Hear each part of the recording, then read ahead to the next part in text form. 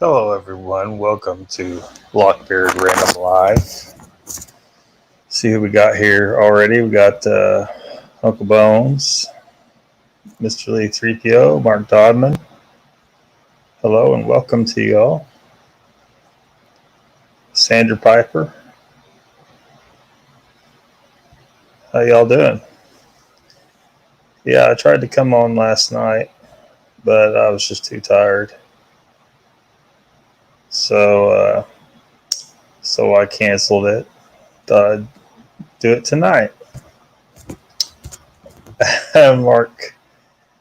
No, it's not. I am at a hotel in another town.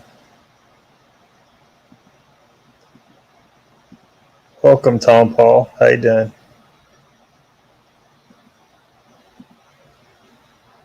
It's sitting in the parking lot outside.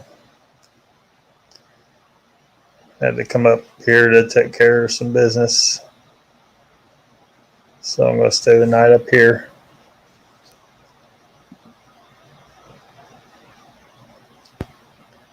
Yeah, how's the storm?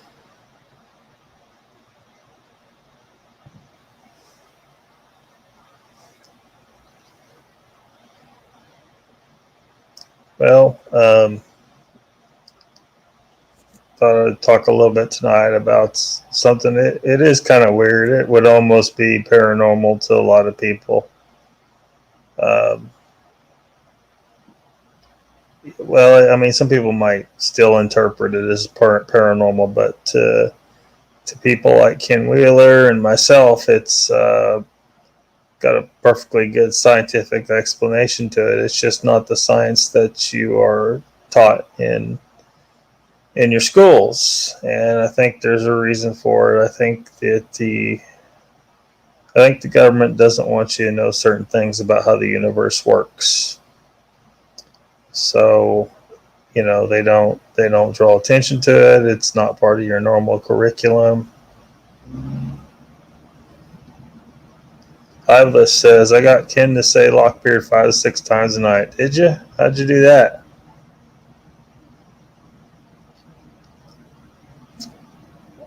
I didn't even go over there tonight, Hiveless.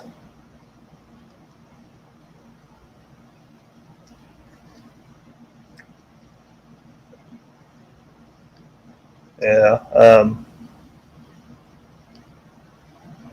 So Hiveless may recognize this name. I'll go ahead and add this on there. Hiveless may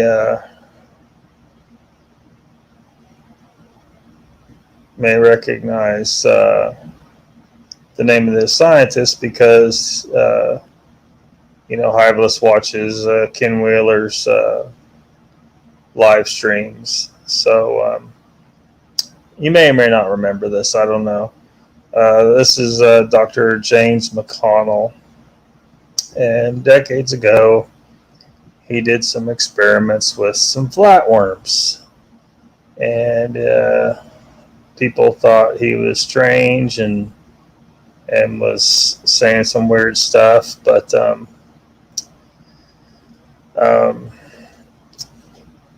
so he was, chopping them up. I'll just read what some of this says. Is 1959 study sought to demonstrate that memories could be stored in cells outside the brain. So that's what he did. He started chopping up some flatworms. Now, many of you may have seen, you may remember, in high school biology, you may remember the pictures of the kind of arrowhead shape head on the flatworms, and they could cut the flatworms up and they would perfectly regenerate themselves into multiple different worms after you cut them up. So what he did was trained the worms So we won't go into too much what he did. What's important is these worms can be trained, and so that's what he did. And then he cut the worms. Um, and let them regrow. And what would happen is like if you cut the head off one of these worms, I mean, its brain's gone, right? So you would expect that whatever memory of training that it had, it will no longer have that memory, right? Except it did. And not only that, you could just cut the tail off of one of these worms and grow a new worm from it, and it would still remember the training. Now, some scientists recreated these experiments and said they couldn't. Some of them said they couldn't replicate, but some of them did. Um, without looking into every single one of those scientists and trying to see if maybe maybe they were lying. I don't know. This is just way too into the weird zone, and you just never know. But whoops, bring that back up. Is that still on there? Okay, good. Yeah, that's a quote from him. But the tail did remember. It grew a new head, and it remembered just fine the training of the worm it was cut off of. So how do you explain that? Let me catch up with chat here. Yeah, we're good, but a lot of people aren't. Many without power, and gas is hard to find. You guys, be careful down there. Terrible business. I've heard this before, Tom Paul says. Pavla says, I kept posting that you had a stream on after, and Ken said, I don't know who Lockbeard is multiple times. Yeah, he doesn't know me by that name. He knows me by Akios. You'll notice when I come into the stream, I'm using a different account, Akios Salisbury, and then AKA Lockbeard, because he doesn't know me by Lockbeard, and I primarily use the Lockbeard channel now. So I'm not sure if I'm going to continue using the Akios channel for anything, but that's the channel, because you see I'm a patron, or whatever the word is YouTube uses for his channel. So plus Lockbeard is blocked on Ken's stream, and I don't think it was Ken. Ken don't block anybody as far as I know. It's YouTube. I don't know why YouTube is doing that. It does it to me on certain channels, and I don't know why. The brain is in a tail, hiveless. No, that's actually not going to be the answer to the question. So he decided to do. Well, I'll just read. The takeaway of the study: the cells other than neurons could store information caused many to question the study's methodology and conclusions. In 1960, he published a second experiment, one that pushed his theories far beyond what anyone would have imagined. This one left the scientific community completely stumped.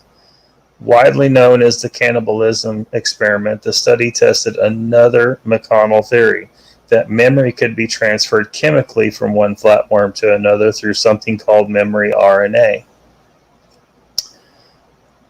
Well, long story short, it's not memory RNA.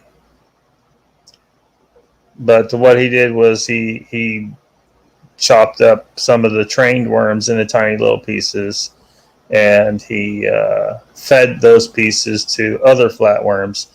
And those other flatworms who had not been trained, they just ate the trained flatworms and then were able to perform the task of the training. So, so when you say the brain is in a tail, well, how do you explain that? Why did the worms that ate the pieces of the other flatworms obtain the memories from those other flatworms, the training that they had? Mark says, don't know much about this topic, Lockbeard, but we would be very interested in your take on astral travel and astral projection.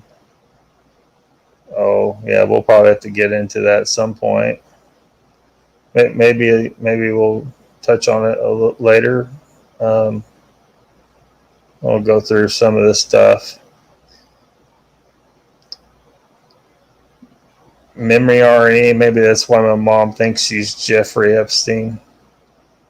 I'm going to say no.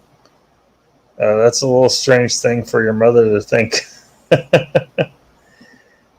These are magic worms. Yeah, and I think many people that they don't understand how this can be, and I'm going to give you the answer here in a little bit, but whether people accept that answer, I don't know. Did she now? They're putting a lot of stuff in that jab. Little Epstein. Mr. Lee Threepio says, my forebrain, a midbrain, and a hindbrain. Well, you might be able to say that, except why would the worms that were not trained suddenly become able to perform their training, the training of the worms that they ate? You know what I mean? So that whole theory, because there were people suggesting that maybe that when you cut that tail off, that tiny bit of nervous system present in the tail somehow had the memory in it.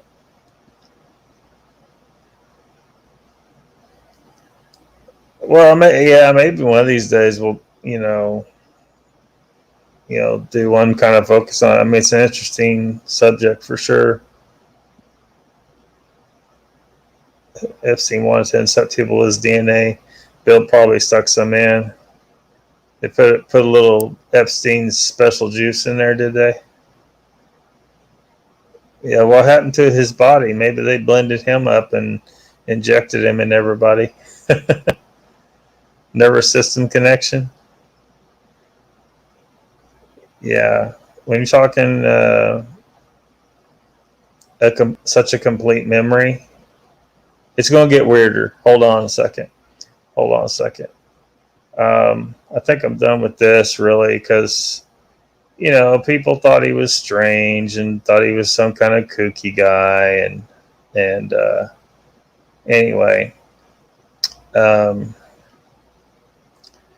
that's what happened. So let me see.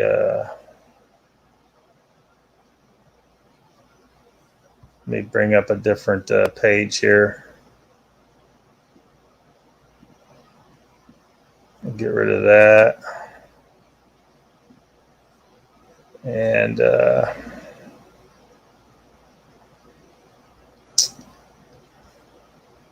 bring up this other page. So these things are really neat. This is now the ones you saw in your biology classes with the arrowhead shaped head on them is an aquatic species of flatworm. They don't get much longer than that. There are a number of species of land planarians, is what you call them. A lot of people might see them and think it's some kind of slug, but it's a planarian. It's a type of flatworm. Actually, this picture here is very similar to the one I collected when I was in college for invertebrate zoology course. Um, and it actually brought a lot of points because it was something that the instructor really didn't expect anybody to find. It isn't native in the United States. It only gets here because of imported plants or something.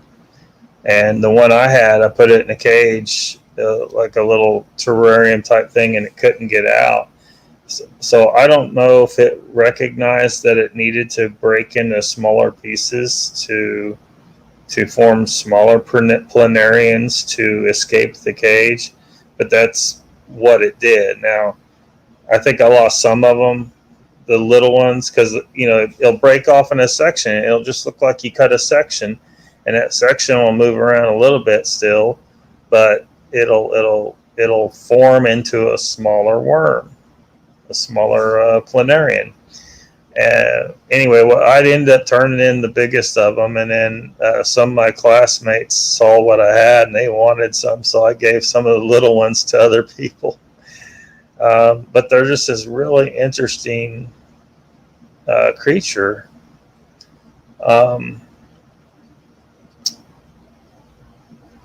So anyway, this is an article. Captive worms regrow old memories with new heads.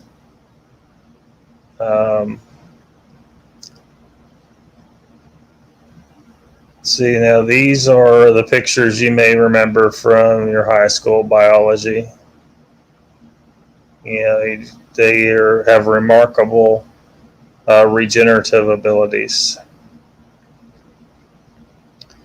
I don't know how much we want, because they train these flatworms as well. I mean, that's what's it's you can't. That's all you can really do with them. They're too stupid to do much with, but you can train them to perform certain tasks. And they cut the heads off, and the animals would still remember. They'd regrow a head and still be able to do things.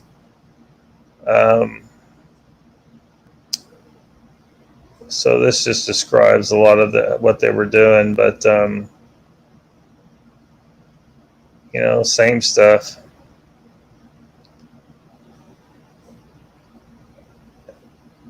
So people,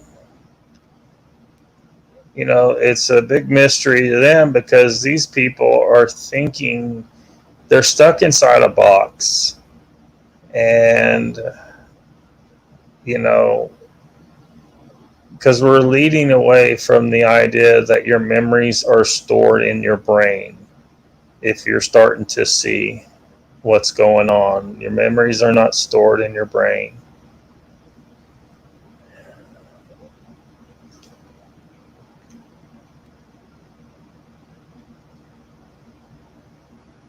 You see, that's kind of, as you know, RNA is kind of it's a similar type of molecule, a kind of intermediate between your DNA and the rest of your physiology. But that's what his idea was, is that it was RNA, because you can't just store new information in your existing nuclear DNA. It has to be something outside of that. Because DNA just doesn't work like that. So no, it wasn't that. You like Weird Uncle Bones? Etheric hard drive? Hylas is getting dangerously close. I bet $4 you're going to mention mushroom supercomputers at some point. Well, we could. I have some pretty cool ideas involving fungal mycelial intelligence and interfacing with computers. I don't know of anyone in mainstream science that's doing anything with what I just said, but somebody should be. And if things get where if I don't know, if things change for me enough where I have the money and I can build or obtain some lab space to perform some of the experiments that I have in mind in a variety of areas, I have a feeling that I'll be able to show you guys some crazy shit one of these days. But because there's stuff that I'm thinking about that I haven't found anyone doing. Yeah, and it's just amazing that no one's doing it. Now, someone may be, and it's just top secret. Yeah, Mr. Lee. I've kept a lot of things for pets, and you probably haven't heard of a lot of people having a pet leech. I found this giant leech, and I put it in the aquarium and fed it fish, and it was pretty cool to watch. Oh man, Sandra's leaving. All right, well, take it easy. Thanks for coming.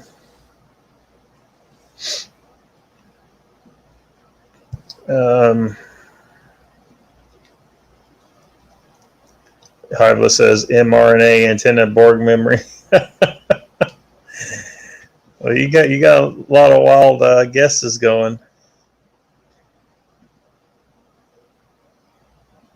Not exactly, Hivela.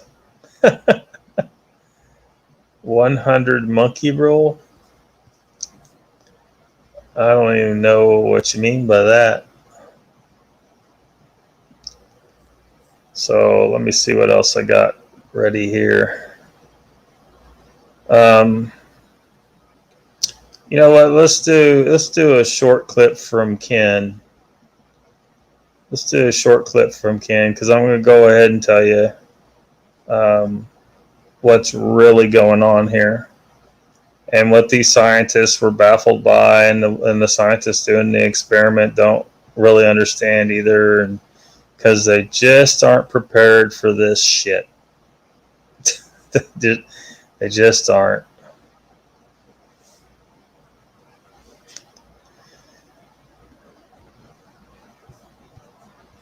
So you guys hear me mention Ken Wheeler. This is Ken Wheeler. Let's see. Certainly struggling with science stuff. You college boys leave me for dead. Oh, you'll be all right. I'm trying not to make it too sciencey and just, But anyway, I'll just do a short little bit of this. Hivela says, if a certain threshold of monkeys figure something out, it will become part of the collective monkey consciousness to know how to do it. Yeah.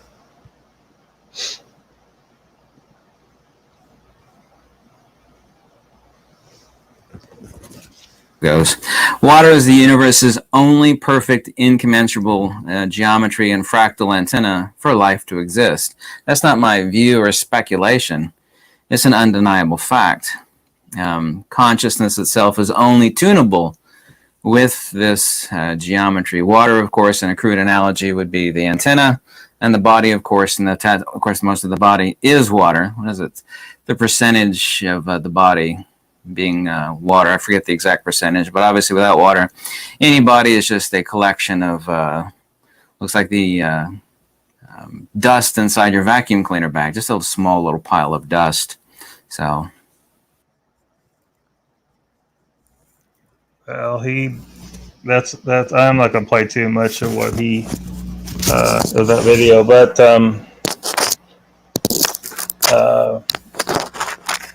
sometimes it's hard to decipher,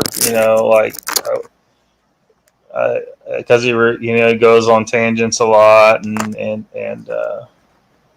repeats some things, but he said something there that, I mean, most people just aren't aware of. Hey, Judy, Mr. Lee's like, what?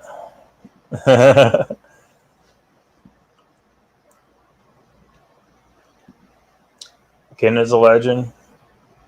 He should be one of the most well-known scientific minds in the world right now,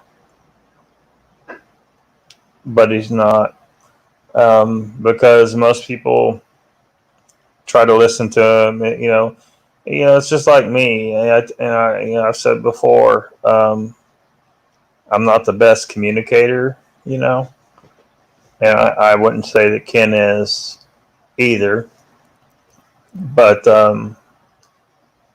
and that so that's an issue. A lot of people listening to a lot of his videos would have to stop and go look up some words and then try to figure out what the hell.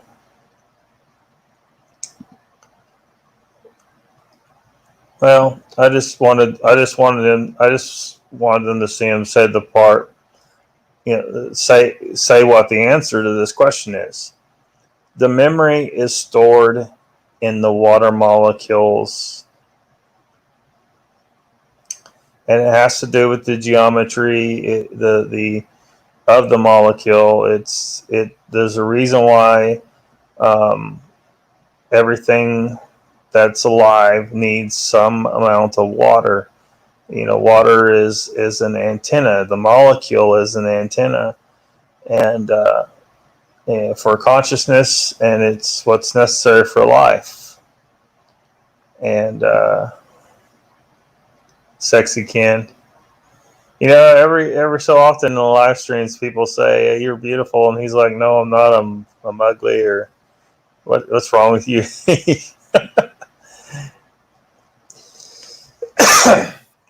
Yeah, Uncle Bones has been over there. Yeah, he's been making these alligator wallets, which I feel is a tremendous waste of his time, but he likes doing it, so he's entitled to do what he wants with his time.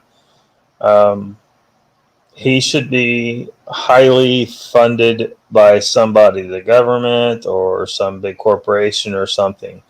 Why the hell he's having to operate on his what little he has to do the experiments that he's been doing, and he has he's done stuff for the world that most people will never know, like scanning all those books in so that people can get these books digitally. He spent a tremendous amount of time scanning in a whole lot of books. Judy says, hello, chat.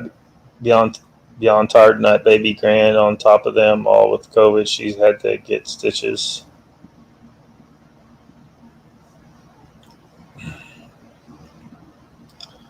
Can't catch a break, prayers. Prefer soft leather wallet. I'm sure he would make one for you if you put in an order for it, but he's been really busy. He's always busy.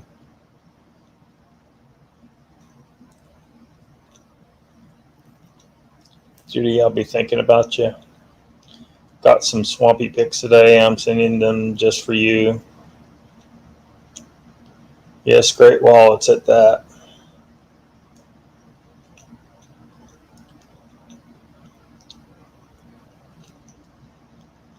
Well, I mean, while water's necessary for so much in the body, it may not be specifically because of,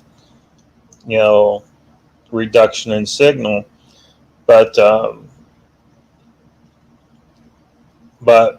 increased ability to think and to generate new ideas. Like in a couple of videos, Ken has talked about the Japanese, I'm going to get this wrong probably. I'm pretty sure it's a Japanese guy who's like a very prolific inventor.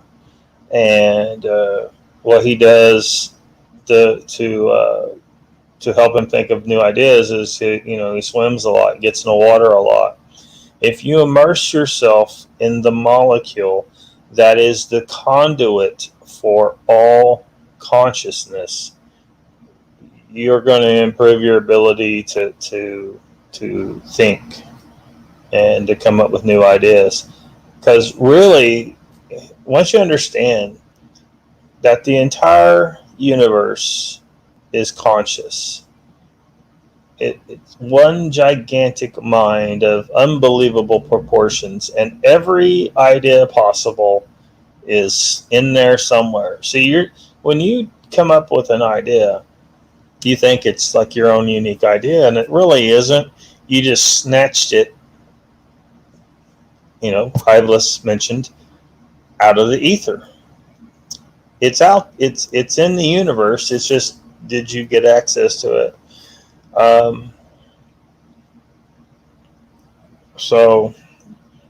But it may play a role there, Mark. It may play a role.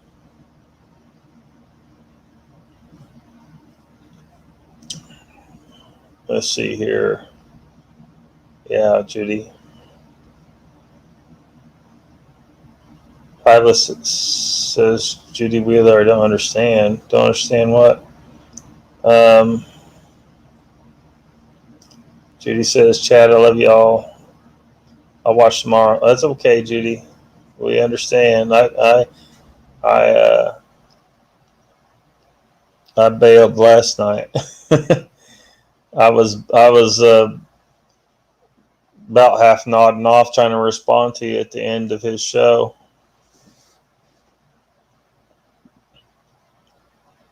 That which is sentient. Yeah. Sentience is everywhere.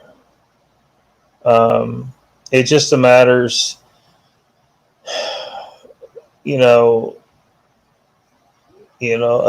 rock has a degree of sentience, but it just doesn't have the ability to express that. It can't move. It doesn't have a brain to organize the whole mess, and so, but, some people would call a person that says that, that an animist, like everything is animate in the way that it has consciousness. But understanding that consciousness is all part of one consciousness, the whole universe being conscious, makes you what Ken refers to himself as a monist, as in there is only one. Ultimately, there is only one. You're just a little piece of it.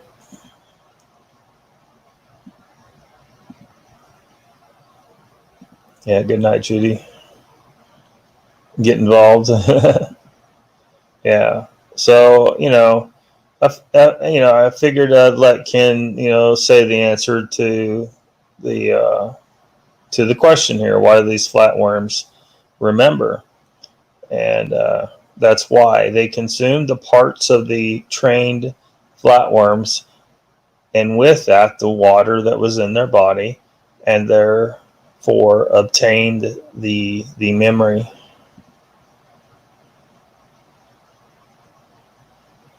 Hyla says, sentience does not abide in the body-mind complex. Fundamentally abides in the quality of that which is... And he cut off. I bet Sexy Ken's watching. Mr. Wheeler? Oh, I'm sure he's not. He's a big-time YouTuber, really, at this point, because, he's got so many subscribers. It just amazes me that he's not more well-known beyond YouTube. He should be. And I wanted to put a face, let you all who haven't seen Ken's channel before, and you guys might, if you ever wander over there, I have a feeling that most of the people in the Bigfoot community probably aren't going to be able to get too interested, because it's a totally different type of show, and he does not believe in Bigfoot. But now that he's bought his cabin way out in the woods, Um, it may be a matter of time before he sees one. Hopefully he does see one. He just hasn't been exposed to the input necessary to know that they're out there. Gene says, are we talking about those hammer-headed worms that are killing off our native worms? Yeah, they'll eat just about anything that they hunt other invertebrates, and I think they're very fascinating creatures, and but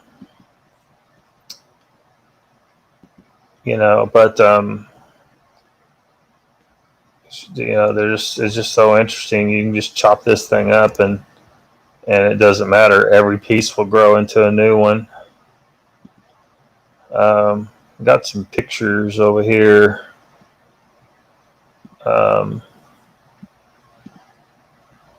Over on I'll show some pictures of some different ones. But yeah, if you're talking about the ones that are imported, they're not supposed to be here, and they're going to be a problem. Every time you introduce a species into an environment it isn't supposed to be in, you're gonna get problems. Sometimes, other times it won't be able to live. Like if you were to release Burmese pythons in Oklahoma, they wouldn't survive because it gets too cold. They would just freaking die. But somebody released some down in Florida, and they're doing just fine. There's one species of land pernarian there. Natives would talk about it: the land, water, trees, the sky. Lockbeard, yeah. There was bits of that ancient knowledge, left over in because after the cataclysm, the Younger Dryas impact, that ancient civilization left over bits and pieces of their knowledge. So, where it really came from and the collective knowledge that went with it didn't necessarily survive. So bits and pieces of it did in these primitive cultures, that were around thousands of years later, like the Native American, so-called Native Americans, because they weren't the first people here. I talked about that before. So yeah, they have these bits and pieces left over in their culture, and they don't really know the whole of the knowledge that was extracted from, which is unfortunate. It's unfortunate our species has forgotten so much, and I don't think that we have achieved the level of intellect, of knowledge that the ancient civilization did, that was wiped out. Well, it looks like it was wiped out 13,000 years ago. I kind of wonder if some small part of them survived somewhere, and that's the source of some of the so-called alien tech. It isn't aliens at all. It's ancient human civilization tech. Possibly. I don't want to state that absolutely, but that which is sentient, sentience is not produced. Cool. Gene says, just like praying mantis, people order them to help the garden, and they get out of country ones, and they kill good bugs, even hummingbirds. Vicious if you have to find local ones to bring to your garden.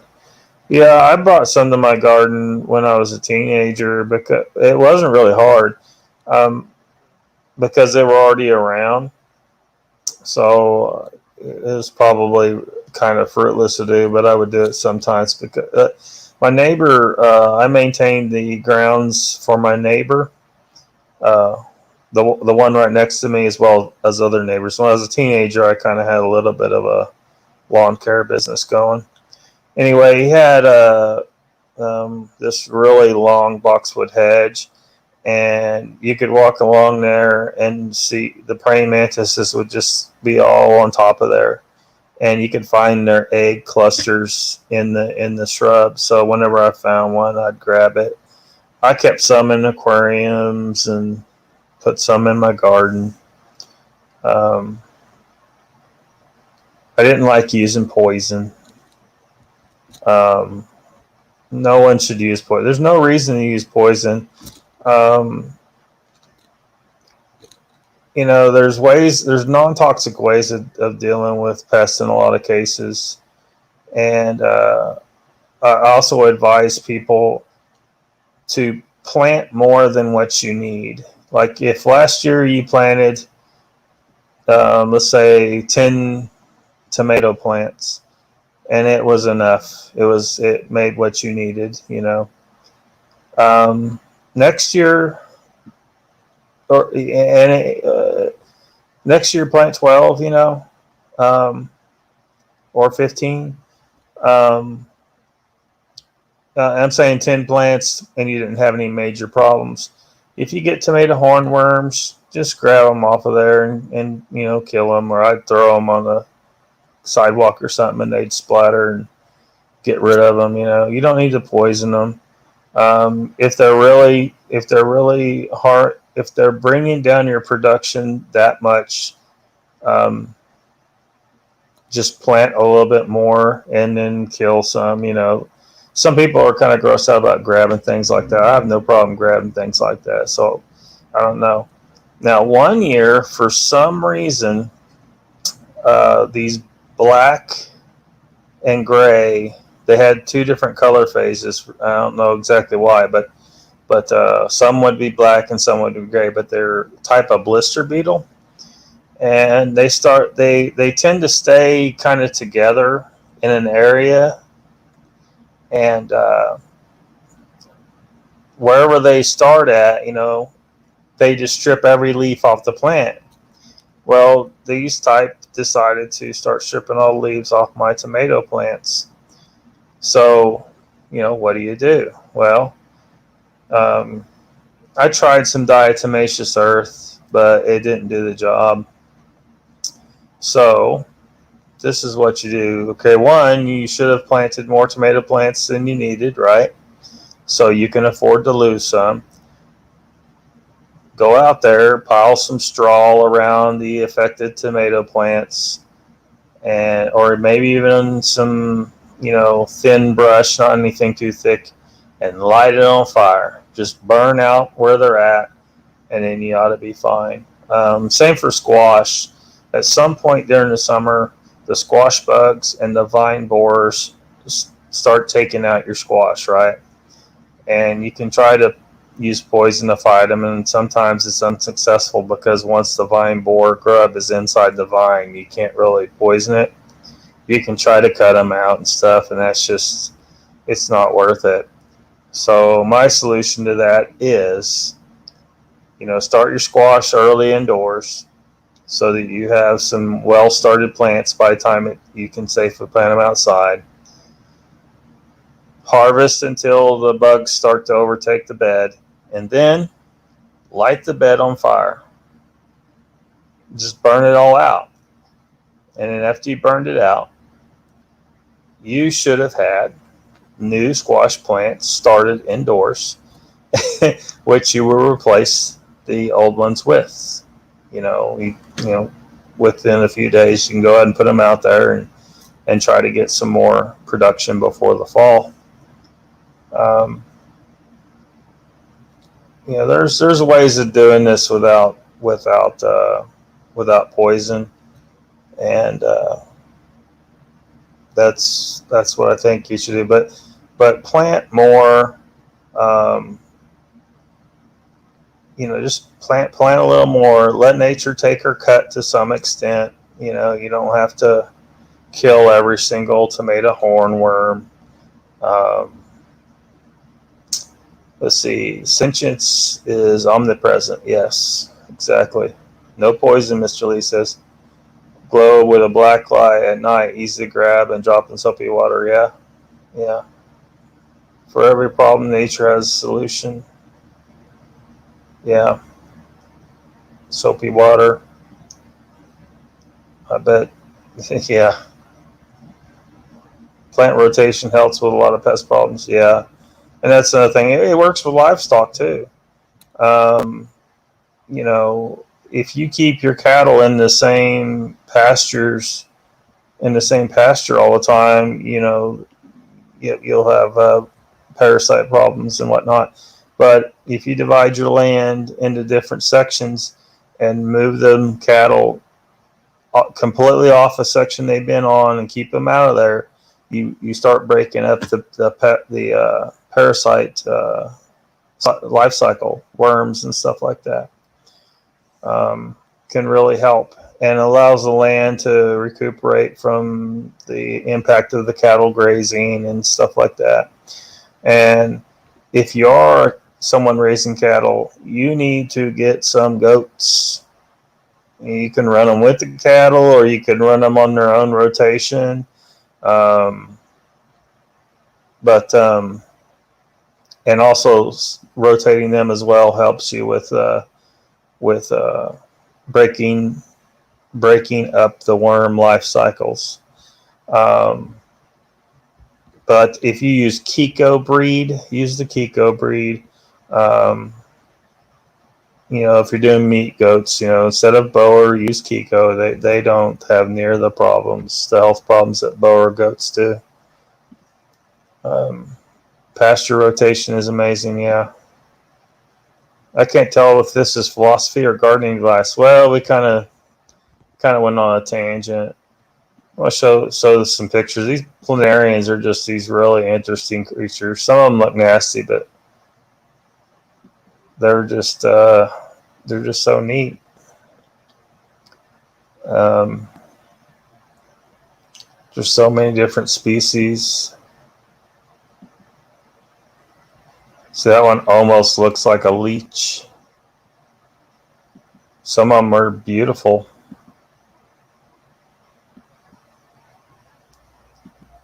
But they have their place in the world.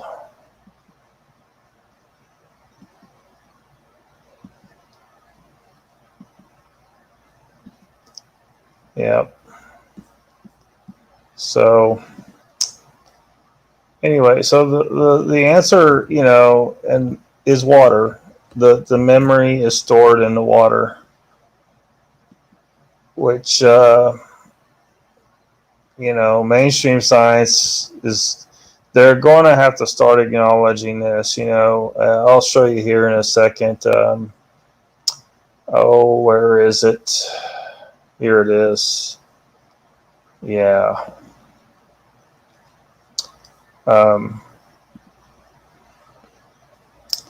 Dr. Masaru Emoto. Get the shared screen here. Yeah, here we go. Masaru Emoto. I'm not sure I'm pronouncing his name right, but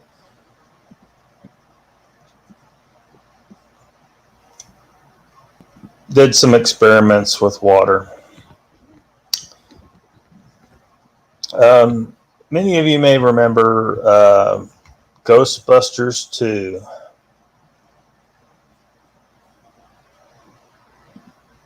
So Joe Biden is just really thirsty. Could be. So what's Ghostbusters 2 have to do with this? In Ghostbusters 2, they had the pink slime, right? And you remember the guys were experimenting with the slime and found that they could affect its behavior with emotional input by, you know, they could say nice things to it or say mean things to it, and it would react based on what you were saying to it. And basically that's water. Water does react to these things. This sounds freaking crazy. Years ago, you could have said that to me, and I would be like, "You're freaking nuts. It's just water." uh, I now know that it is much more than just a molecule that allows things to live, and it's much more than just hydration. Um, yeah, the fact that they were doing this same thing that Emoto was doing with water in real life. So I mean, let's look at this. I don't know if I want to read the article necessarily, but I'll read some of it, I guess. He made a book out of it, and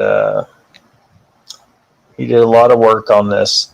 He demonstrated how water exposed to loving, benevolent, and compassionate human intention results in aesthetically pleasing physical molecular formations in the water, while water exposed to fearful and discordant human intentions results in disconnected, disfigured, and unpleasant physical molecular formations. He did this through magnetic resonance analysis technology and high-speed photographs.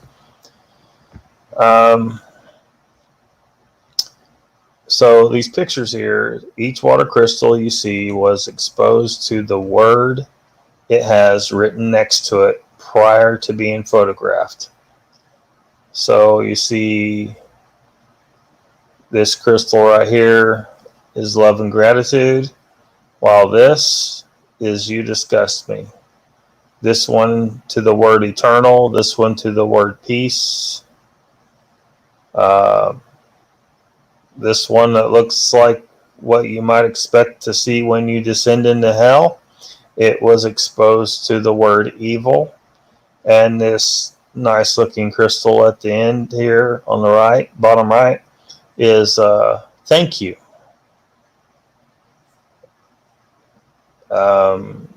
These two, look, this one, this is some water. I don't know exactly. They said it that come out of the Fujiwara Dam. So I don't know. I guess the lake behind it or something. But anyway, the water, I guess, was polluted. And anyway, this is what the water crystal would crystallize as before, and then after a Buddhist prayer was performed on the water, it changed how the water crystallized. The one on the left was exposed to classical music. It says here Symphony Number 40, Mozart, whereas the one on the right was exposed to heavy metal.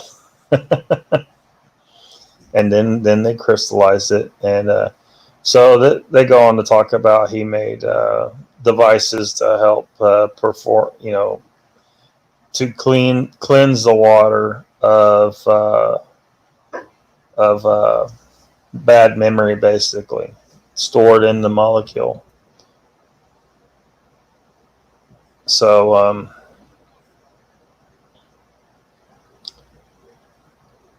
like this here,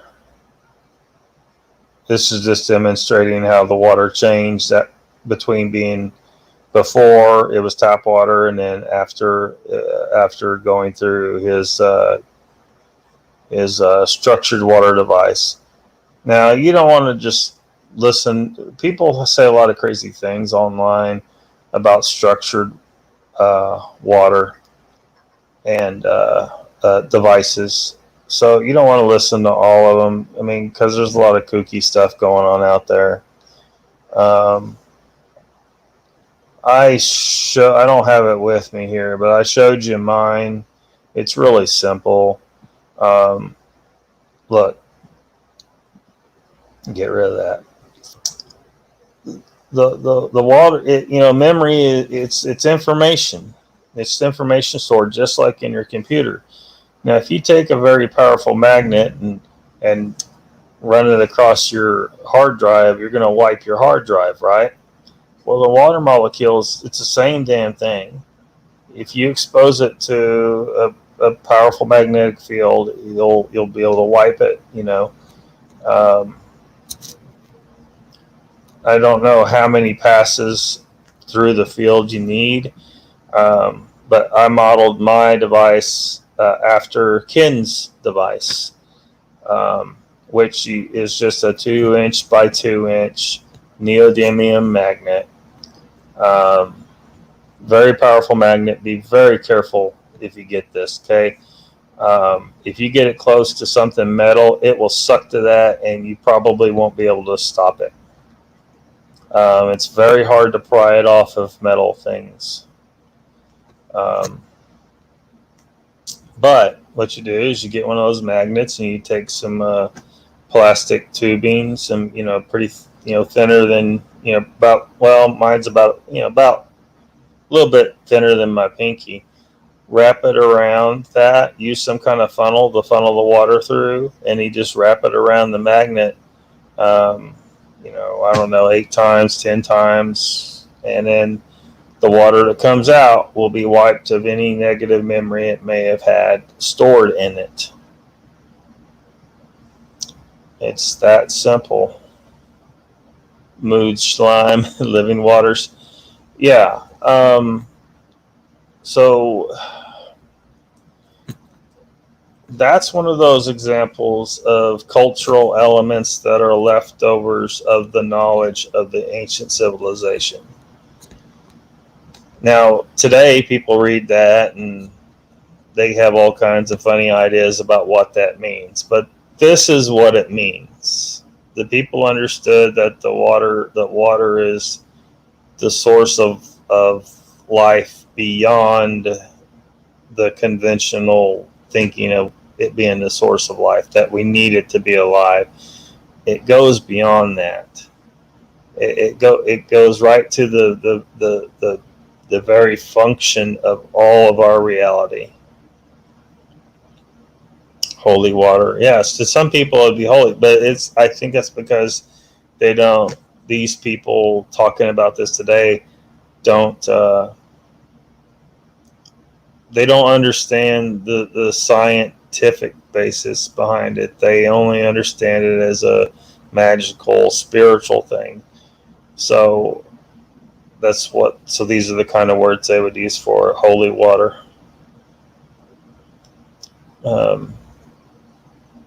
You are watching World of Outlaws sprint cars at Skagit Speedway, watching Yahoo Maine coming on. Try to listen to you, Lockbeard. It's okay, man. You gotta watch what you want to watch, right? I don't blame anybody for tuning out if they got something better to do.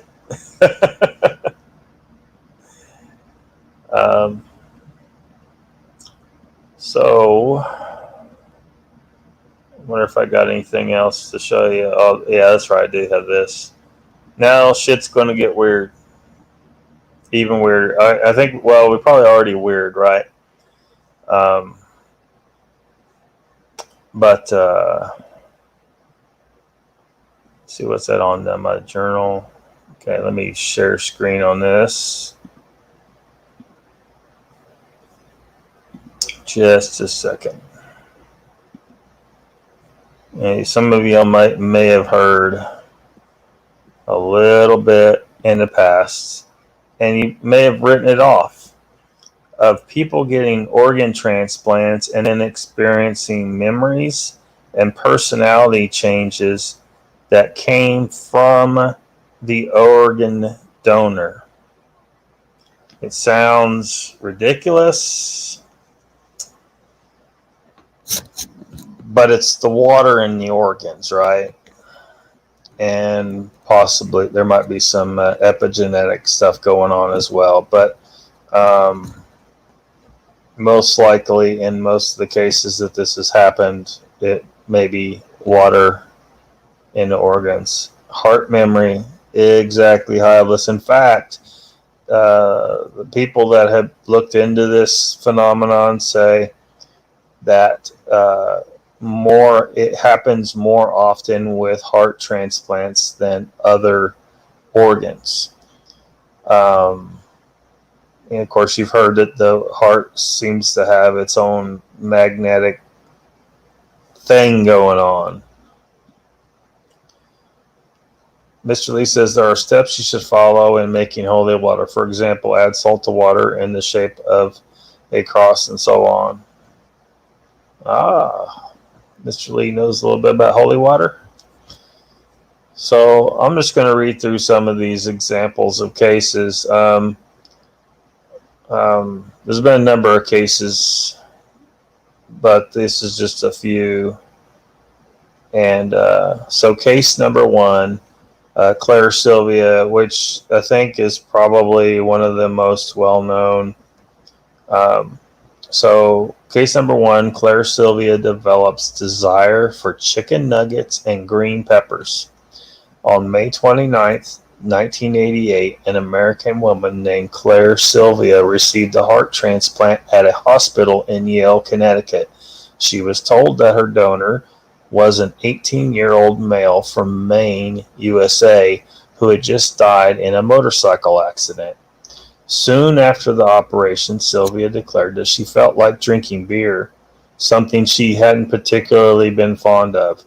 Later, she observed an uncontrollable urge to eat chicken nuggets and found herself drawn to visiting the popular chicken restaurant chain KFC.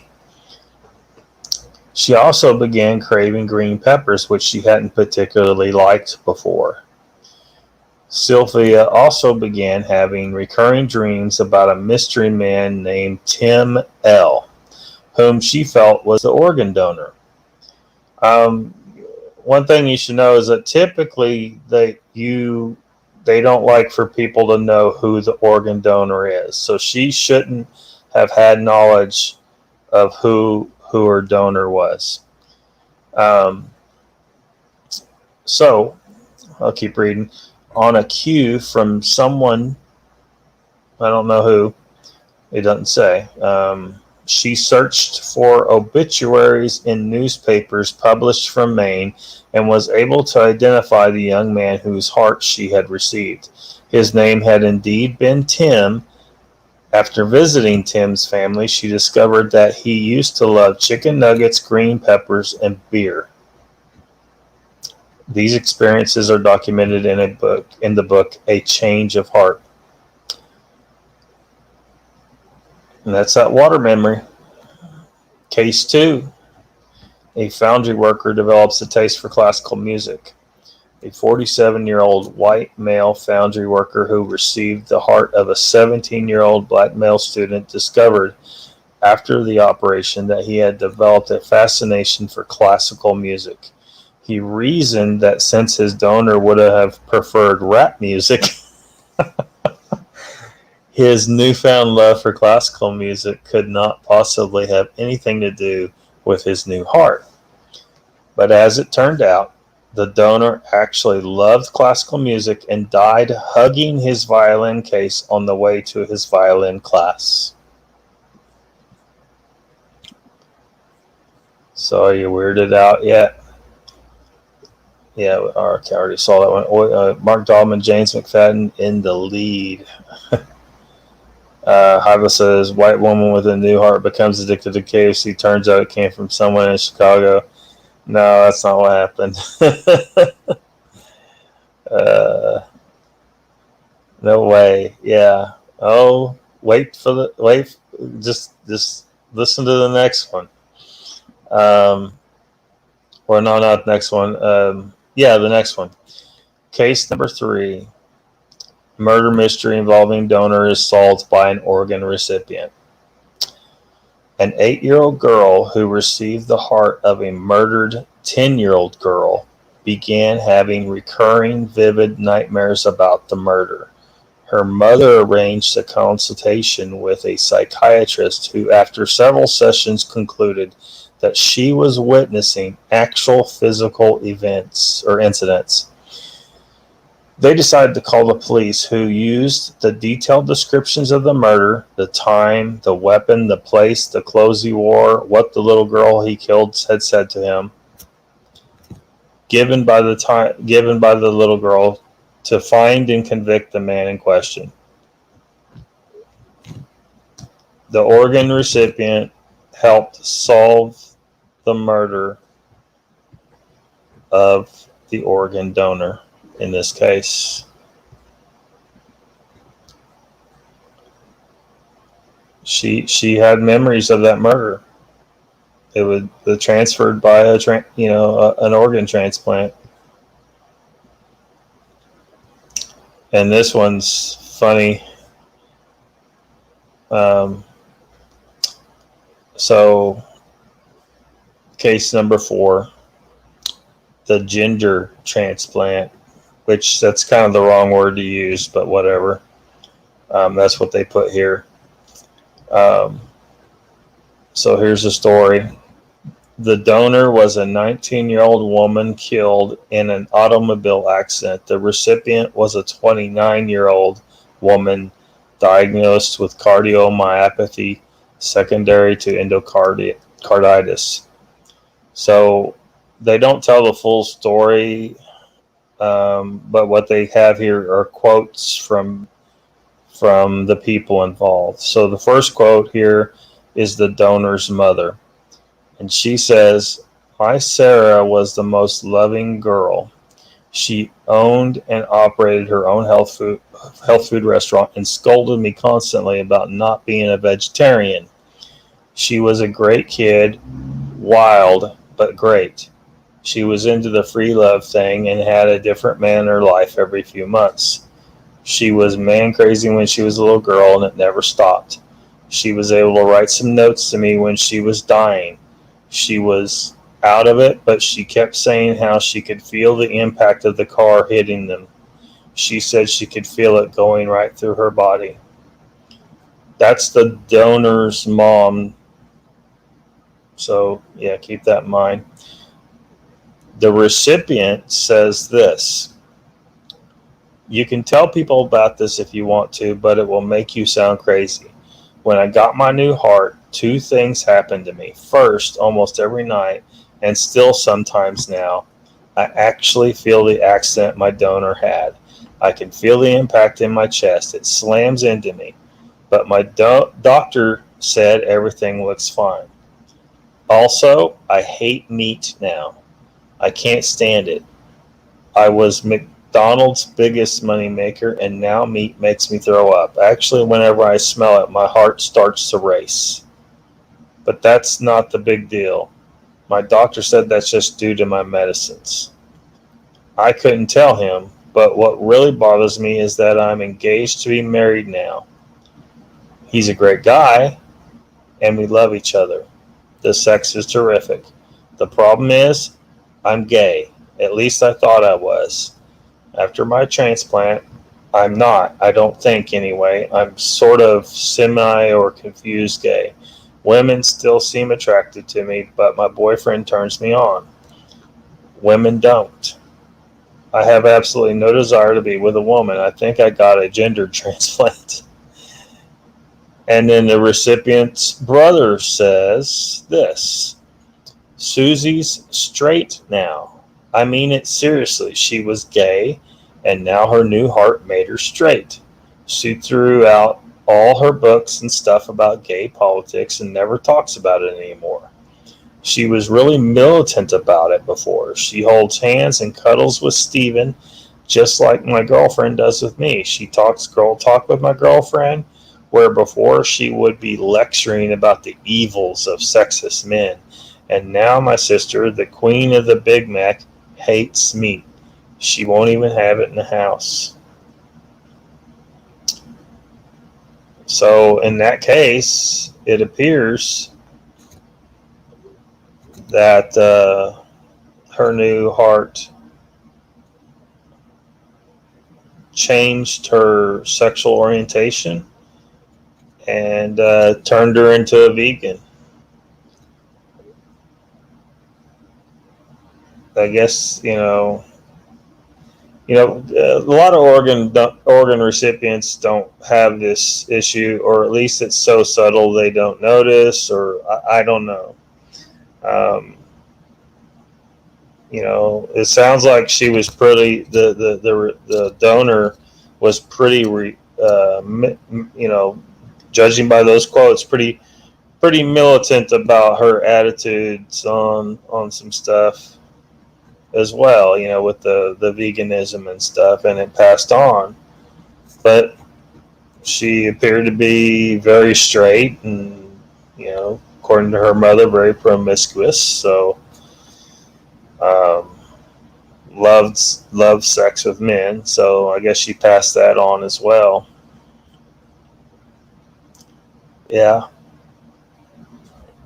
Yep. It's kind of crazy. You think you read that, Mr. Lee? Yeah, you may have somewhere. So case number 5, a catering manager develops artistic talent. They say it comes from a tabloid, though, so that worries me about it. But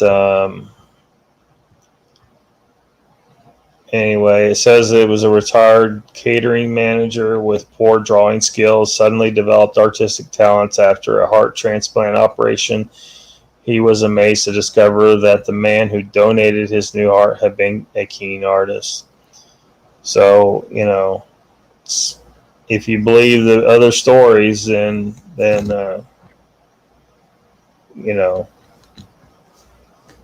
this one isn't that far-fetched. And, of course, all the information we've talked about so far tonight, it's not outside the realm of possibility at all if, water is storing actual memory. So, case number 6, the living heart transplant. Among the strangest cases, this is kind of convoluted, so, do what you can with this story. Among the strangest cases Paul Purcell encountered. Paul Purcell is a guy who was studying this stuff. That of 2 men who shared the same heart. Jim, that's not his real name, it says, but he was dying of bad lungs. He received a heart and lung transplant from a young woman who had just died. Now, what I don't understand here is why he needed the heart, but anyway, doesn't matter. This is what they said. And it says Jim's old heart was still robust. It was transplanted into another man named Fred. After this domino transplant, Fred, who was formerly laid back, began exhibiting the type A aggressive behavior of Jim. During intimate moments, Fred would call his wife Sandy, much to the consternation of his wife Karen. Jim's wife's name was Sandra. On the other hand, Jim became morose and sullen after the transplant and died a few years later. It was discovered that Jim's donor had been a shy, soft-spoken young woman who had worked part-time at a flower shop and had committed suicide in despair over a lost love. So that's just a few cases there. Let me see what's going on in chat here.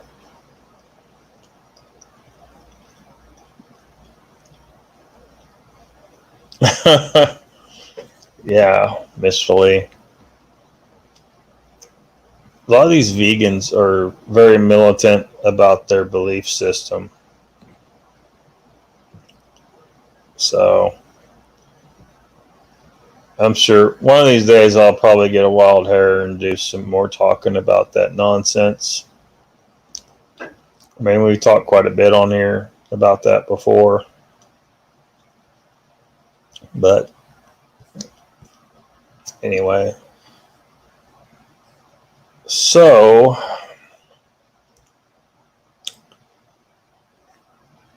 of course, people are trying to figure out what's going on here. Now, we already know the answer, right? It's the water. But there's a whole bunch of different ideas people had what may have happened. These are these here are a few skeptics' ideas. One is the heart is a vital organ, and a new heart can breathe new power into the body to palpably change the personality. So they're trying to explain it as just a random change based on that, just having a new organ. So they want to ignore the fact that the changes correlate with the donor, and the case where the little girl solved the murder of her donor based on the memories that were transferred to her. So this just sounds like they're just not willing to consider all the facts at all. Another explanation here is these changes are due to a drug reaction caused by immune suppressants, which are administered during organ transplants. Again, they're just trying to deny it altogether. The next one is heart transplant patients are being subconsciously influenced by the information provided or overheard during the hospital stay. Incidentally, this has been dubbed the hospital grapevine theory. So they're trying to say that somehow the recipient overheard the details that they think they're remembering at the hospital. Well, they need to prove that. Now, down here are some alternative explanations that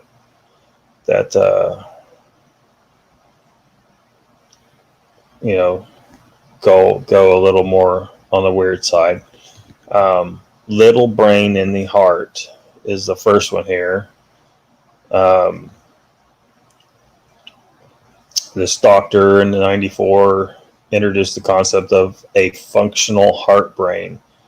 His analysis revealed that the heart has an intrinsic nervous system of its own, containing around 40,000 neurons called sensory neurites.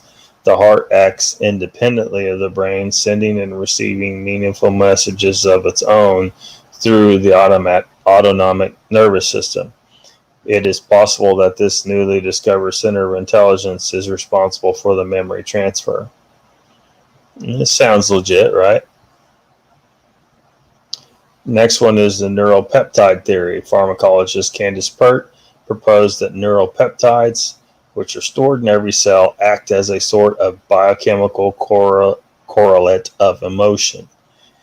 It was previously thought that emotions resided in the limbic system in the brain. According to Pert, neuropeptides are protein-like messenger molecules released by brain neurons which flow through the body, communicating along the nervous, immune, endocrine, muscle, and skeletal systems via blood, interstitial fluids, and the central nervous system, which are all body fluids.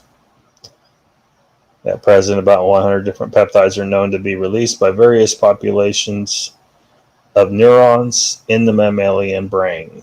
Neuropeptides have also been found in the heart, which could explain some forms of cellular memories reported by heart transplant recipients. So,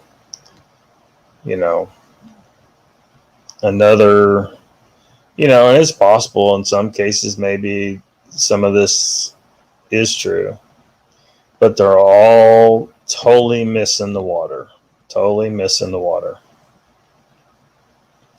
So if Emoto with his water experiments, if people will work on that more, maybe these people who are trying to come up with any other idea and probably didn't even think about water in this way because they don't understand water in this way. They don't understand that it's something more than just something wet. So there's one about the magnetic field theory.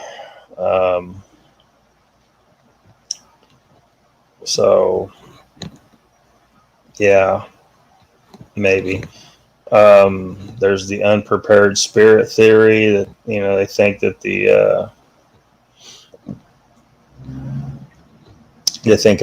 they think that the donor's spirit is still attached to the organ. The psychometry theory. I'll just read this here. Some psychics suggested that the heart of the donor is an object that is imbued with the psychic energy of the donor, much as a ring or other object can carry energy of the owner. Biologist Lyle Watson suggested that physical items with which we are in intimate contact can indeed take on our emotional fingerprints and store our thoughts and feelings. If plants and inanimate objects can store our feelings and thoughts, it is possible that our body organs, which are most intimately connected to us, also contain our emotional imprints. So, there may be a degree of that as well. Who knows? Who knows? But not, all those explanations, it's completely not mentioned anywhere in there about the properties of water. Yes, where he lost his Z's in the oven. Or she did, I'm sorry, she lost her Z's. Mark says, had to step out, Uncle Bones, not into car racing, so James is on his own. The Buddhists say the mind abides in the heart. Hello, Brenda. Welcome. Thanks for dropping in.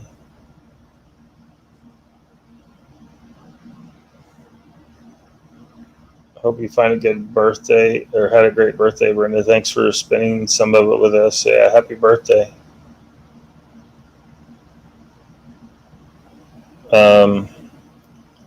Brooklyn, I had such a headache. I went through 3 lives tonight. Well, if you need to rest, go rest. Or find some kratom. Oh yeah, YouTube. That is not medical advice. That's just a friendly suggestion.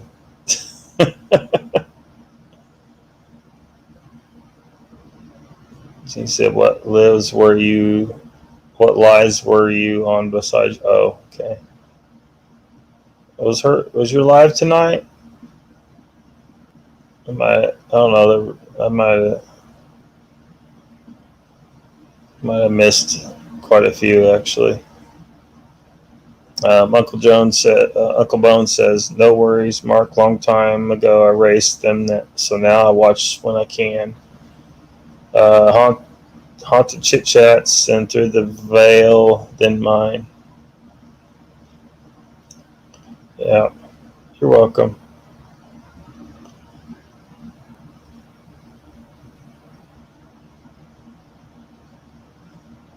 So I don't know. I feel like a lot of people don't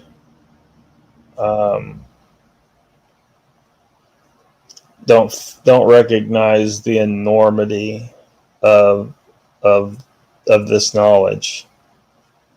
They you need to, with your water,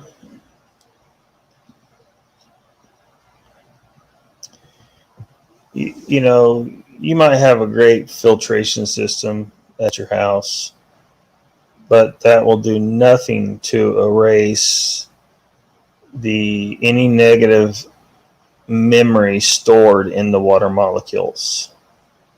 And that device that I showed you, which is, device is probably a strong word for it. It's just a magnet with some tubes wrapped around it. But that's all it takes, because the water molecules are like a hard drive on a computer. The strong magnetic field will wipe the memory out of them. And your tap water is not clean of negative memories. It's not part of your standard water treatment plant procedure, right? I think I've told you guys before, the town I used to stay in, Grove, they pull the water out of the lake, and that lake is full of sewer water from all the homes around the lake who have septic systems, and some of those homes, they're not supposed to do this, but their sewage just dumps out, just straight.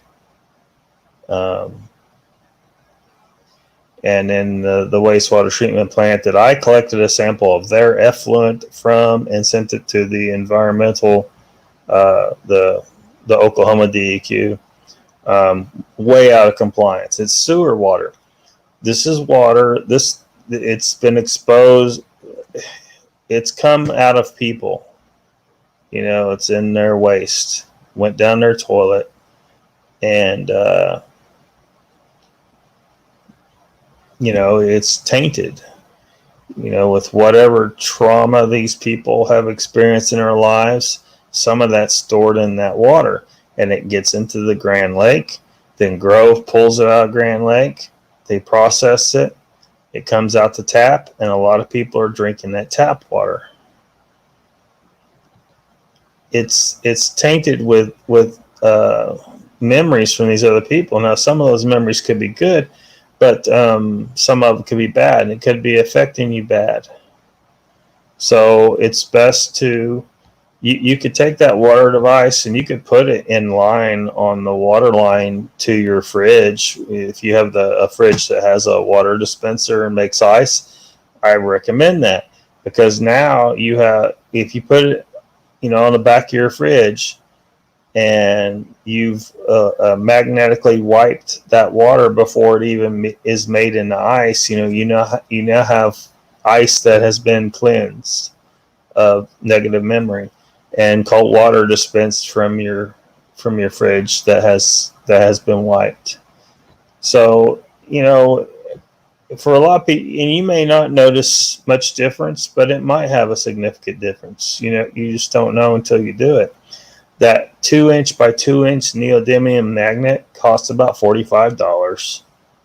I realize a lot of people can't justify that expense. And then the tubing's pretty cheap. I don't know exactly what it costs, but it's pretty cheap. So, it's something to look into. But a lot of these devices, people try to do vortex and all that stuff.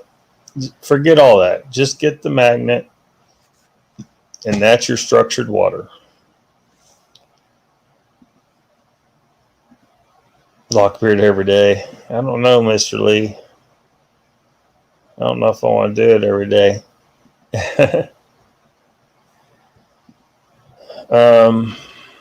So that's, I don't know what more to say about that. It's just it's just something that people hear about this, and I don't think they take it serious enough.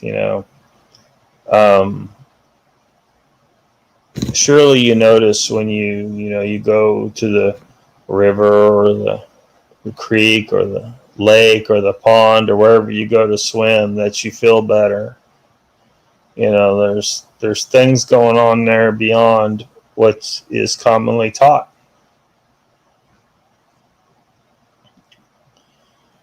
Well, that's one I'm not sure of. Does the process of evaporation have any effect on the storage? I don't think it does. But, you don't know where that water's evaporated from.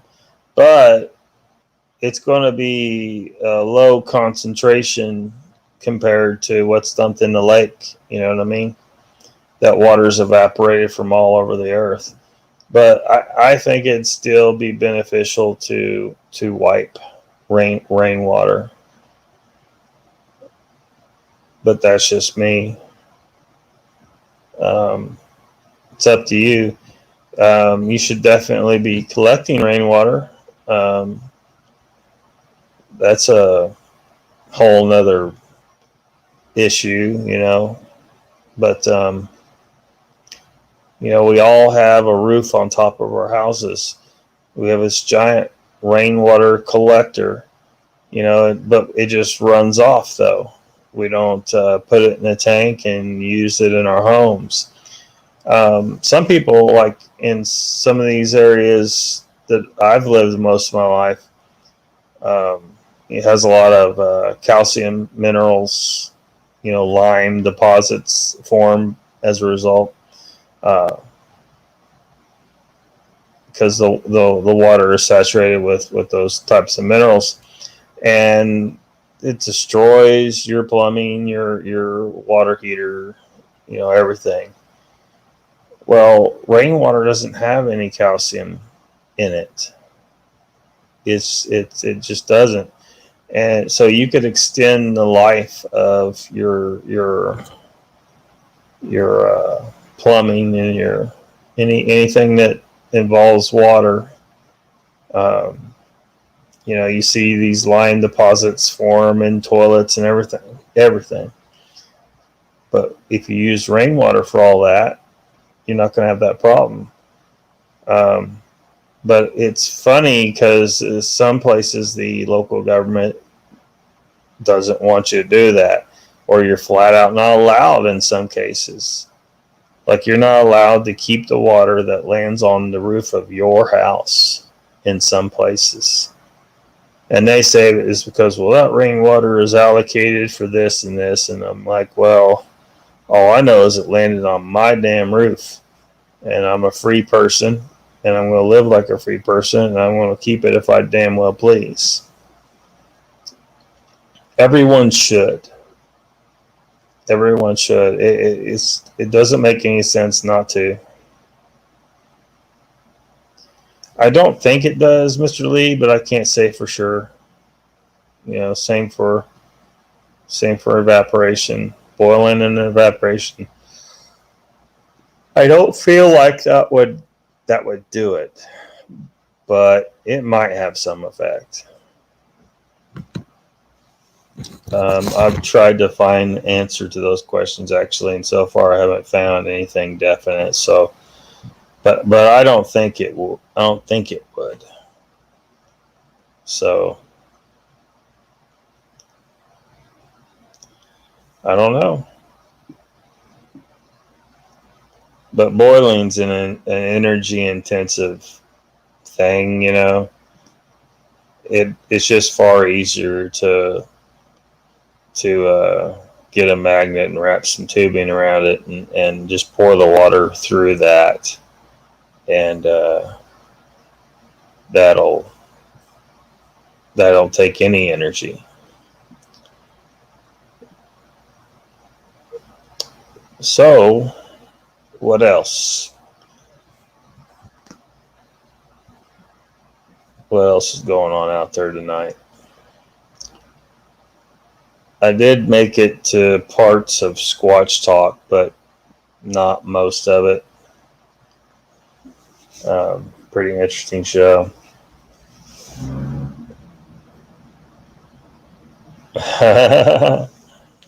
You want to talk about waves?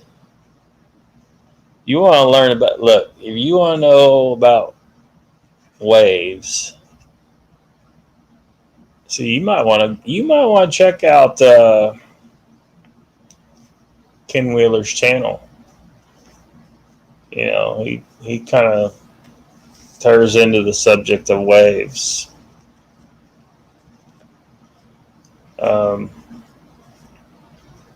It's just energy transfer,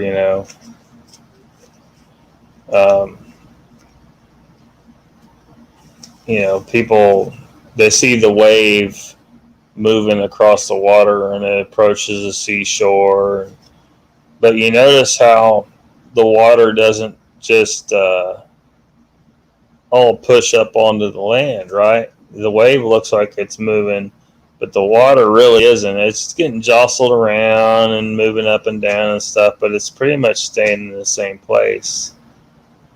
but that's energy coming at you, moving through the medium of water. Um, it's no different than sound. You can't see that like you can see a wave in water, but sound is moving through the medium of air, and you don't you're not getting blasted with air, right? So you got to differentiate between the wave and the medium that it's traveling in. Um, that's why Ken just harps on this all the time. Because mainstream science is trying to label certain things as being a wave, but a wave isn't what it is. A wave is what something does, but it's not what it is. A water wave is not the water. It's energy traveling through the water.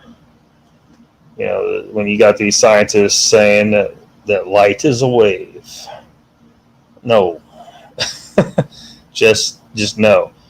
Now that one's a little harder to explain, and there are numerous videos on Ken's channel trying to explain this, but it's kind of a deep subject. I could pull up. He's got like 6,000 videos trying to explain this stuff. That's why, like I ain't got the time, and it's a lot of information. I don't got Ken's level of passion for trying to teach people about that subject, and there's a problem of people are going to be like, well, who the hell are you? Why should we listen to you? I'm like, well, I don't know. All I know is I studied a wide variety of sciences in my life, and in certain areas I started seeing problems. There's holes in things. They're not correct. Some of their conclusions they're coming to. They make a lot of perfectly good observations, but then they jump onto some conclusion that in some cases is just stupid. Utterly ridiculous, and you just wonder, why are they doing this? These are top scientists. Are they really buying into this? I mean, it sounded legit to me when I was younger because I was believing them, but when you start to get a pretty broad scientific education, and it helps. If you specialize in one subject, you're kind of looking at the universe through a peephole. But when you study a wide variety of sciences beyond high school, because high school doesn't teach shit. I mean, I have no respect for the education that you get. Public schools failed me so badly, and I didn't know at the time. I know now. And in college too, really, because there's certain ways that they just fail. You learn a lot, but they fail in a lot of ways. So people come out believing everything is made up of particles, all these different types of particles they come up with that they have no proof are actually particles. And Ken calls them the cult of bumping particles. Because they just keep. But see, the problem is they're trying to find explanations for things and why they're making the observations they are, and they're thinking like a human. A human is meant to exist in this reality where you Everything's got to be compartmentalized so that you can understand it, like like bite-sized pizzas. You can't understand. You can't understand if you come back and try to explain with field theory what you say you were. I don't know. You're a Paleolithic man, and you're trying to tell your chief about what hunting prospects you spotted to the west, and you're trying to use field theory. You're probably not going to give him anything that he can use usefully to determine whether or not he should send a hunting party out. He needs to know one thing: how many of what? There's a bunch of bison over there. There's 100 of them. Excellent. But that's the way humans have to think in our reality. So when you're looking at what these observations that they see, they're making observations of something going on, and they think everything has to be an object of something, some kind of particle. That's what they keep interpreting it as, and that's their failure. And when they run across something like the double slit experiment, where they said, okay, we're going to figure out if light is a particle or a wave, but then they get results depending on observation or non-observation of the event. They get different results. Sometimes it shows the results that you would expect from a particle, and sometimes you get the results that you would expect from a wave. Well, it can't be both. But what did they do? They threw up their hands and said, well, it must be both. No, it can't be both. That's just stupid. I don't have any nice way to say it. It's just a ridiculous conclusion to come to, but they had to, because they can't think beyond particles and waves. And they got this whole idea that a wave is a thing. A wave is not a thing. It's what a thing does. It's like Ken does sometimes in his videos. This little thing he does. He says, what is this? A wave. No, it's my freaking hand. It's not a wave. It's my freaking hand. My hand is waving. Oh, shit. Did you really want to go down this road, Mr. Lee? Brenda says, I've always thought that the freshest water, the water that falls from a rock. Yeah. If you can find a spring from some water that's been in the ground for thousands of years before it came out and you collected it, that's some of the most ideal water you can find. I hope I can find a piece of land with some water like that here soon. I need to get some land. The dang prices have been going up, and this is a real bad time for buying land. It's starting to look like. What about water pools and cave systems? Do they possess the ancient memories of our ancestors? Potentially, maybe some of them persist. I think it dissipates to an extent, and of course, it got dilution. I think you probably need a certain concentration, a certain number of water molecules. So, but this is what I'm talking about, though. If first we have to recognize that this phenomena is real, and then we can start science in this shit, right? We can start figuring out how to learn. There must be some way to actively try to access memory and understand it as such, as memory out of water molecules.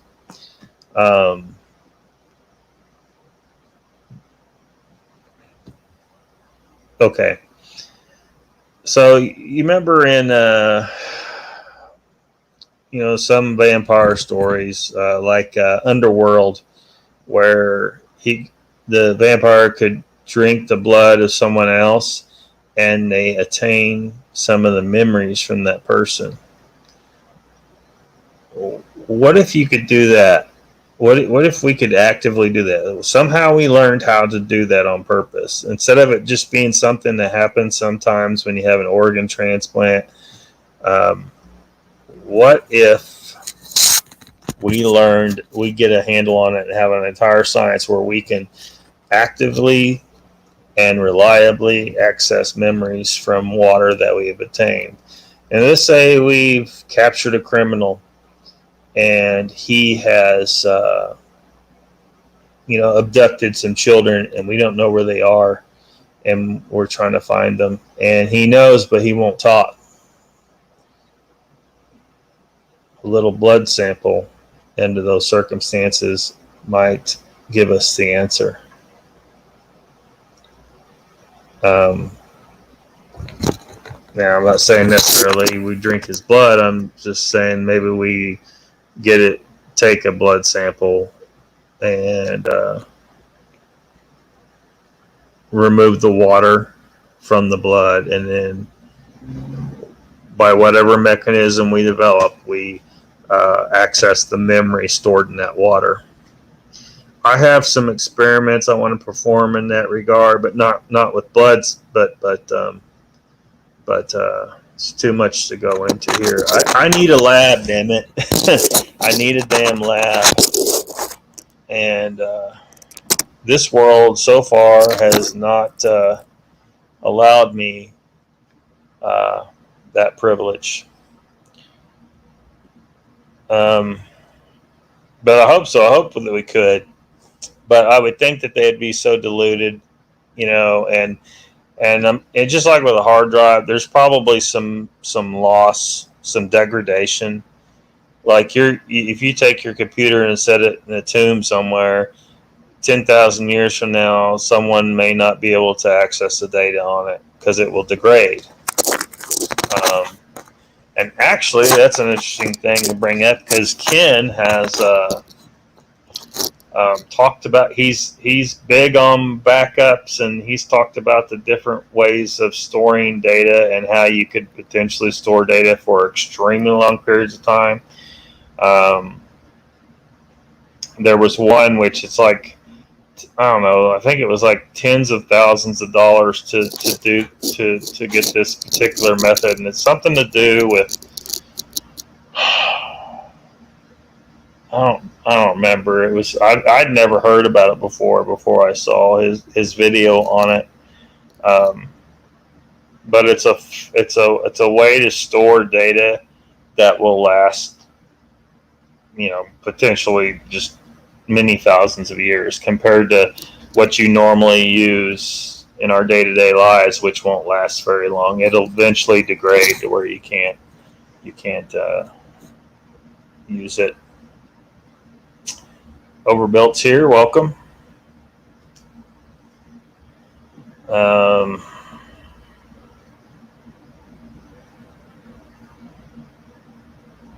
Did I fall that far behind on chat?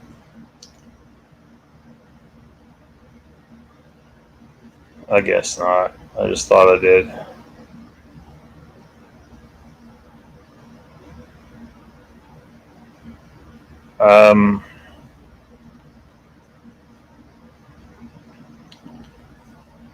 Overbuilt says, this reminded me of the movie Wild West where they played a memory from a dead dude's head. They shined it out his eyes and projected it on the wall, I think. You talking about the Will Smith movie? Did that happen? I don't remember everything about that movie. It sounds familiar. Squatch Talk is here. Pat, welcome.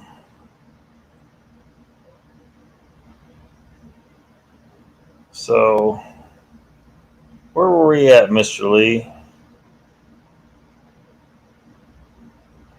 What about the waves and then the ancient memories? Yeah, that would be cool if we could pull that off.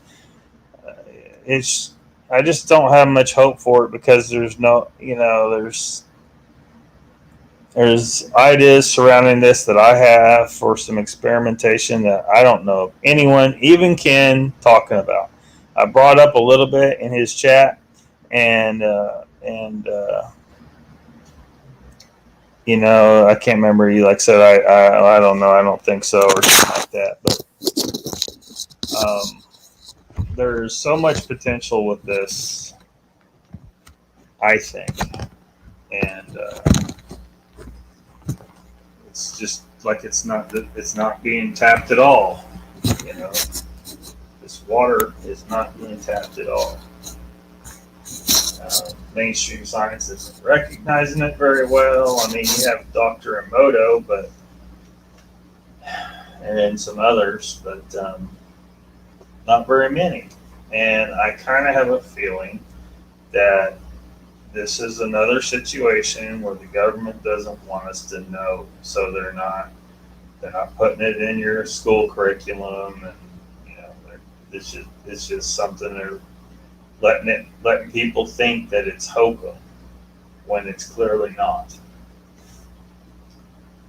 And it's this kind of thing that's holding us back. I mean, just how far could we take this? You have a stupid flatworm. You can train a stupid flatworm and then feed the water out of that flatworm to another flatworm, which that's what they need to do next. And it's one of the experiments that I want to do, because they didn't actually separate the water from the rest of the flatworm, which would then completely dispel all of their disbelief, or well, I mean, it would the disbelief would still be there, but it would dispel all the ideas of certain mRNA and epigenetic information, and it would eliminate that. They need to separate the water from the dead flatworm and give that water to the other flatworm, and then that will prove it's the water. That experiment needs to be done, and as far as I know, no one's done it.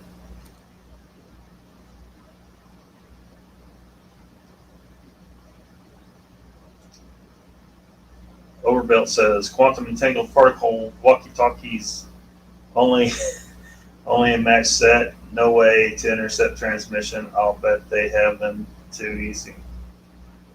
Well, I mean, look,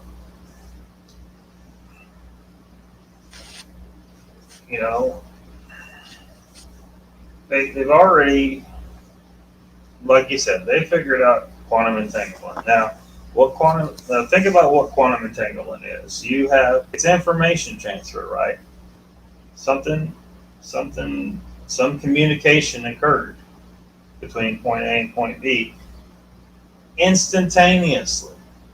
Now, where's the speed limit on the universe at in that shit? They totally destroyed that, and they don't seem to be. They seem to be in denial or something.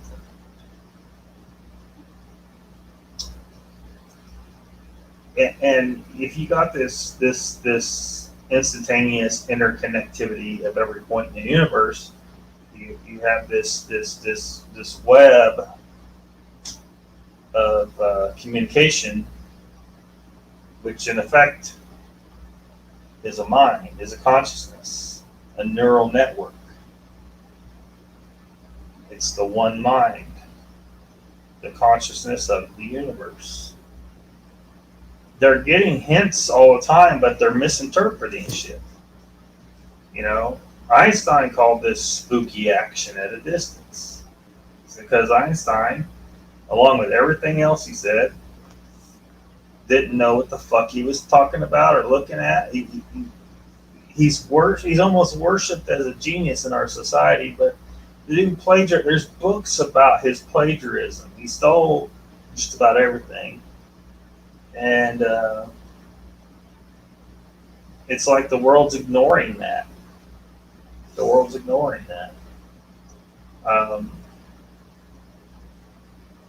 But yeah, they won't. Once we get a handle on this, like you won't need a walkie-talkie. It's because everything's going on up here. Once you truly learn to tap into all that, I mean, well, it kind of becomes pointless to be here in this reality anymore. Um, Once your consciousness has rejoined with the one consciousness, um, I don't know what I don't know if you'll have a choice or if you'll even care. It's kind of one of the reasons why I want to experiment with 5-MeO-DMT. And that's from someone who's never used any psychedelics of any kind, no hallucinogens. I've never even tried weed. I don't drink. But there's definitely some shit going on with these hallucinogens, so-called hallucinogens. Um, when people are using them and they don't understand what they're experiencing, that's what's going on. They don't know any of this shit we just said, right? They see some crazy stuff. They can't quite process it. They don't remember everything. But the gist of it is with 5-MeO-DMT, not the regular DMT. Because regular DMT, it's like like I said, it's like your isolated piece of consciousness. In order to function in this reality, your piece of consciousness has to be isolated from the rest. You don't remember before you came into this existence, and this radio right here tuned into the frequencies that make up you. But you will when you die, or if you use 5-MeO-DMT, and there's some people out there speculating that 5-MeO-DMT is the key molecule involved in death, where you stop being isolated in here and you rejoin the one consciousness. They call it ego death, where your individuality completely goes away. You're not just seeing crazy shit at this point. You completely are not an individual anymore. Some people are calling it the God molecule, because this universal consciousness, as I call it, they perceive that as in some way God. I don't like using that word because it carries so much damn connotation. Something to do with a great beard, some magical crazy shit happened, that's a specific religious tradition. A bunch of human monkeys just trying to figure shit out and doing the best they can with whatever's some Bronze Age people scratched on some stone somewhere or some scrolls. That's just saying that probably offended a bunch of people. But they're going to be surprised when their day comes. Sounds good. The water flatworm test. Yeah, I think that's what they need to do. Because all he did was, when he saw that cutting the tail off and growing a new flatworm that had from that piece of tail, remembered the training of the flatworm that they cut the tail off of. So it had no brain, most of the nervous system's gone. How did it remember the training? And then he pureed or chopped up some trained flatworms, fed them to some untrained flatworms, and then those untrained flatworms remembered the training of the ones they ate. So we really start to need to, this is simple shit. We need to isolate the cause. He was speculating there was some mRNA involved. He didn't know shit, and he certainly didn't prove that.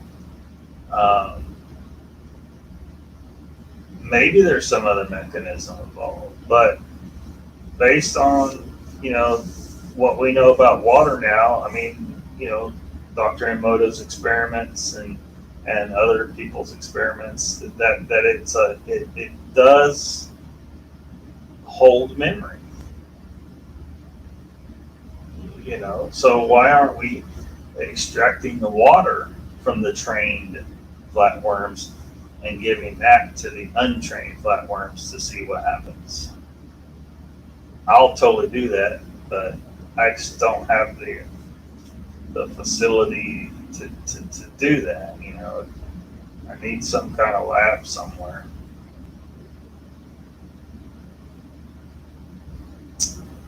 Mr. Lisa, that's a pretty good idea, actually. Lockbeard, how would you go about testing the memory transfer from one worm to another?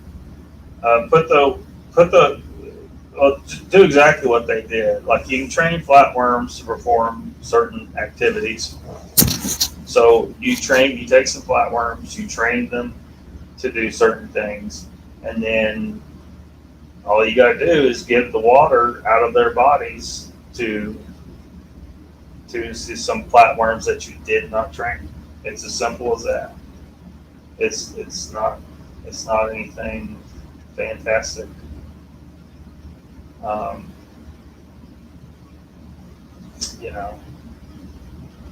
And I like flatworms, so it'd be fun to have some flatworms again. They're just a neat creature. Yeah, overbuilt, exactly.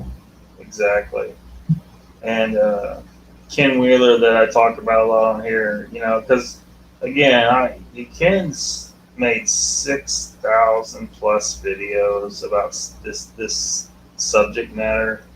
So, rather than me trying to repeat it and less effectively than he does, it's just better to go to his channel if you want to try to dive into it more. I was so glad to find him after years, because I was like, okay, does nobody else see that there's a problem here? And finally one day YouTube didn't fail me, and I don't even remember the day, but made this suggestion of a video of his, and then the rest is history. Someone who's actually written books about this subject. He has a book, basically a textbook, the Missing Secrets of Magnetism is what it's called. Get into that, man.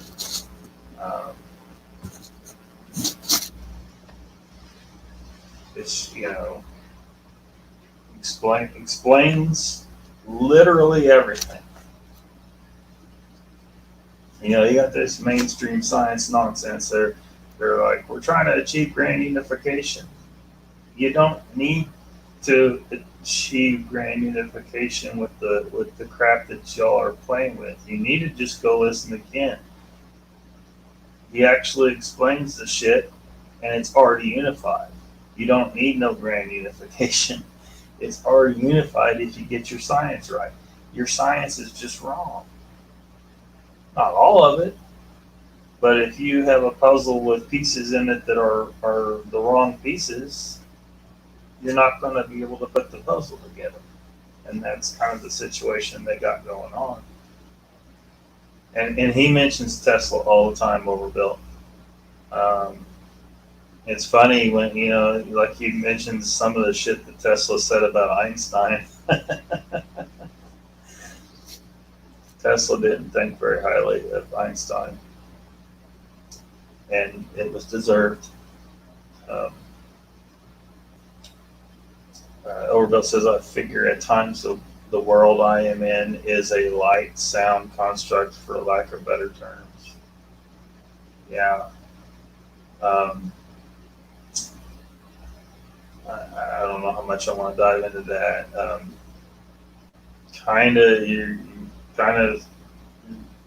You need to watch some Ken Wheeler.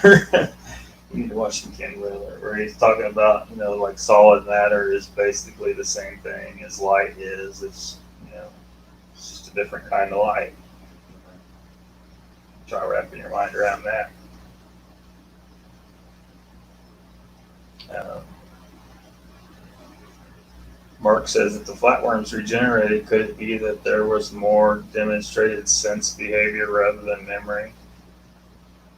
I don't think so, because like one of the things they trained them to do, use an electrical shock, because normally flatworms will want to move away from a light source, and they made them do the exact opposite of what their natural tendency is through training. They trained them to move towards a light source, stuff like that. So I don't think so, because it's against their nature to do that. I mean, it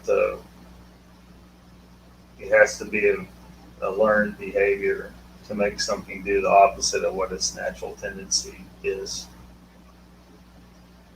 Overbuilt says, well, I ain't offended at all, like we're religion is stink to most high.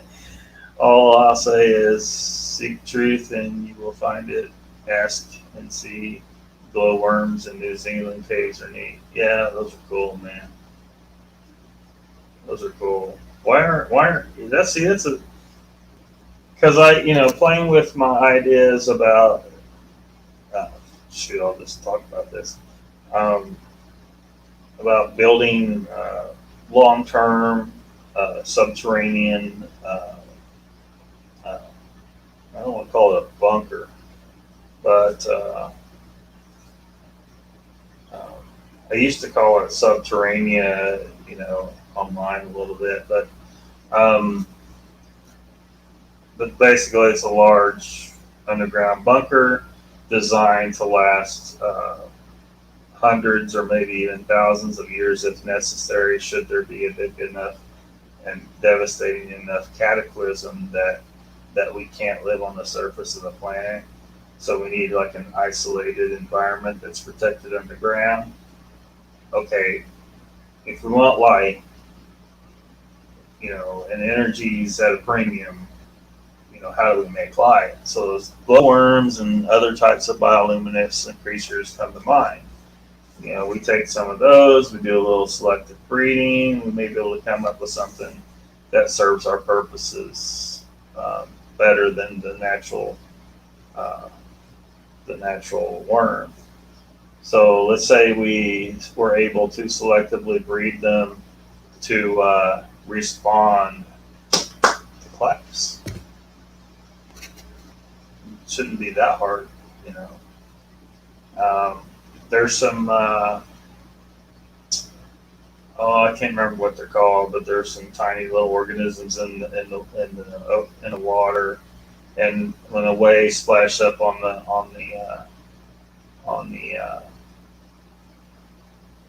the shore, it disturbs them, and when they get disturbed, they light up.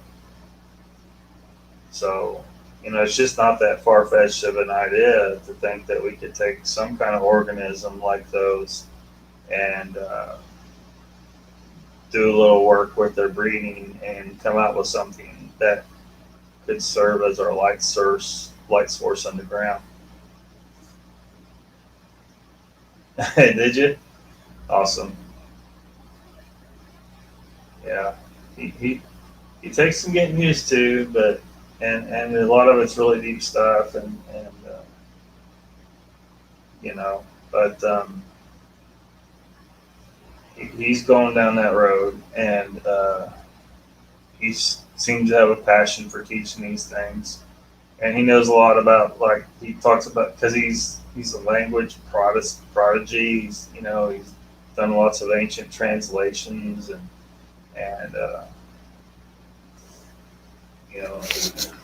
talks about metaphysics as well, which is nothing separate from everything else. It's all one thing. People think of it as something separate, but everything is one thing. You know.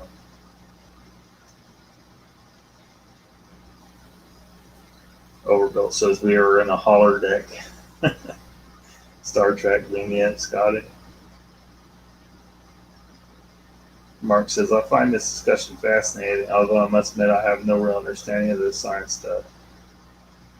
Yeah. Well, everybody's not a scientist, Um, Public school certainly didn't teach anybody shit. Um, like with evolutionary biology, I still have people asking me, well, if evolution's real, why aren't there monkeys turning into humans today? Well, you just told me you don't understand evolutionary biology at all. If you ask that question, I know that not only do you not understand, your understanding is so low that it's completely pointless for me to talk to you. um, I mean, just completely pointless. Because that person they need to spend some time, you know, in college level evolutionary biology, studying genetics, studying geological fossil record. Um, Once they start, putting all those pieces together, they will see that evolutionary biology is straight up fact. It's just undeniably proven at this point. So, um, you know, I don't know what I'm not willing to take on someone with that, to try and teach them, especially when they're asking what they think is a gotcha question. Which means they've already got it made up in their mind, and they're not going to listen to anything I say anyway. So, I mean, why should I waste time uh, trying? Just release it. I just want to know everything. Yeah. All right, Mark. Well, take it easy. Be careful down there.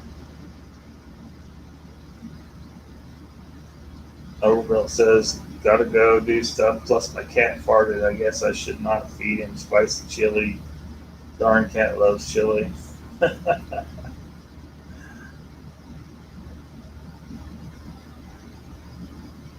Yeah, good night, Mark.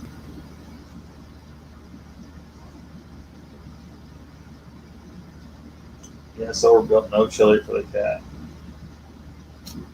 Yeah, I imagine that might cause some digestive disruption for a cat.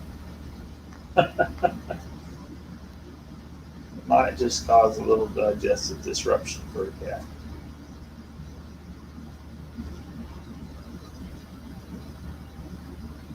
I'm not used to having AC.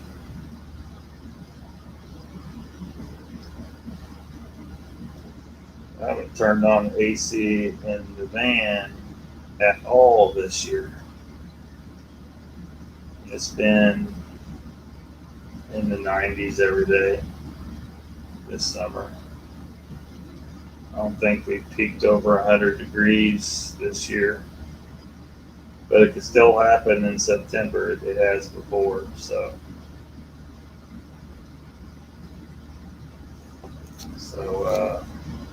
yeah. So what else, folks? Let's see if I got anything else. I don't have anything else to pop on the screen, I don't think.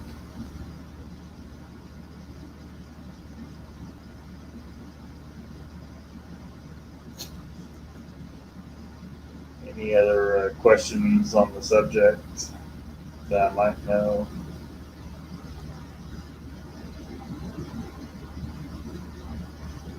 Uh,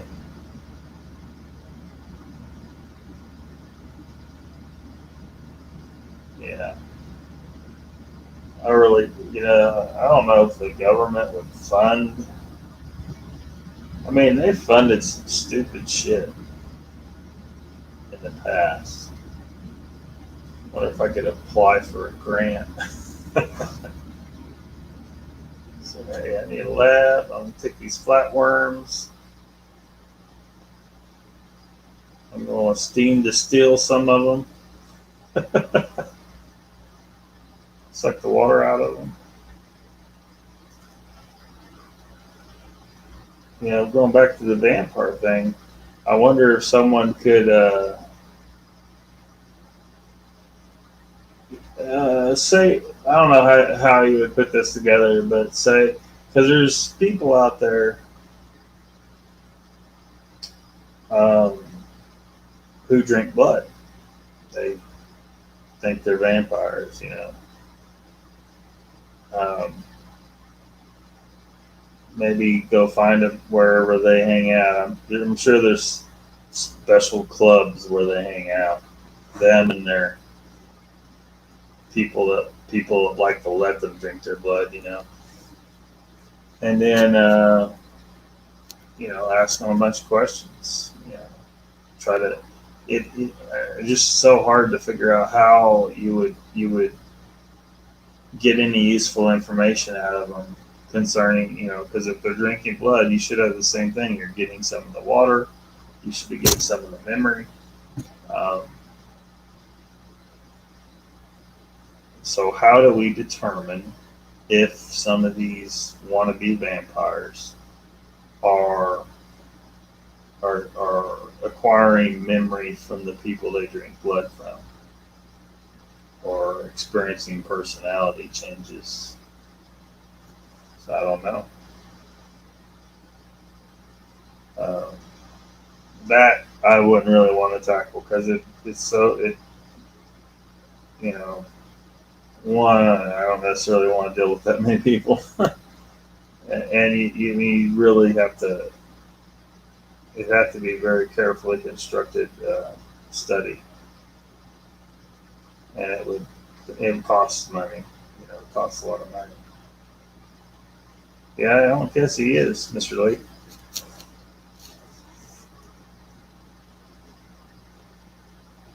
I don't know. I'm not sure just yet, Mr. Lee. I mean, I got some stuff I've been working on for later on, but not ready for this one. One in particular, I think, it's going to rock some worlds. Some people aren't going to. Some individuals will not take it well, but that's not for this Saturday. Got more work to do on that, but. So I don't know, man. What do you, I don't know if I want to try messing with no dogman stuff just yet, because, I ain't really got anything. I don't see the evidence on it. I see claims, and more claims, stories. Where's the footprints? Seems like I saw somewhere where somebody said, "Oh, that's a dogman footprint." Oh, was it?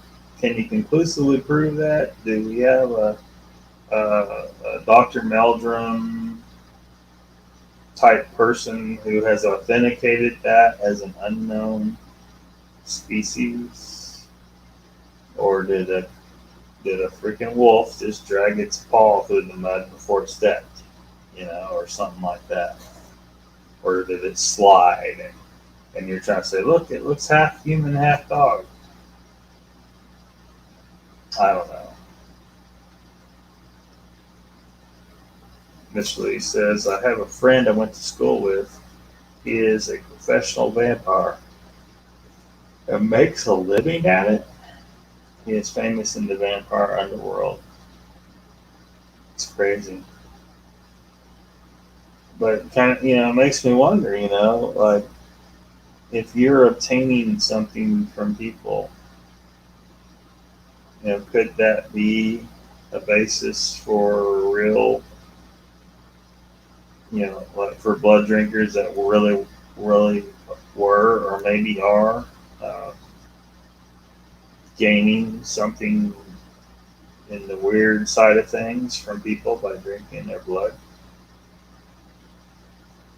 Of course, you've heard stuff about,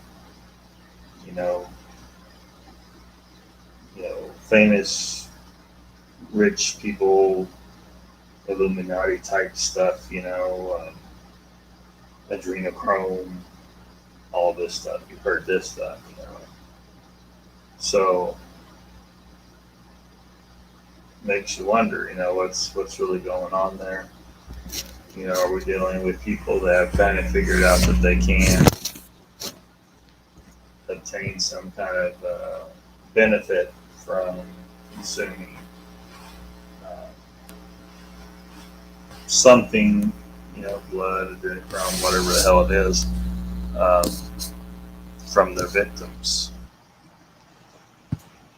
There's just not enough to go on, though, to say one way or the other. We don't know.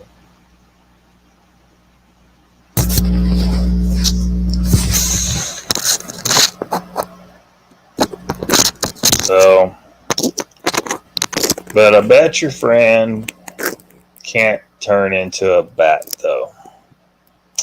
And your friend's probably not immortal. Or any of the other crazy powers you see in vampire movies. So,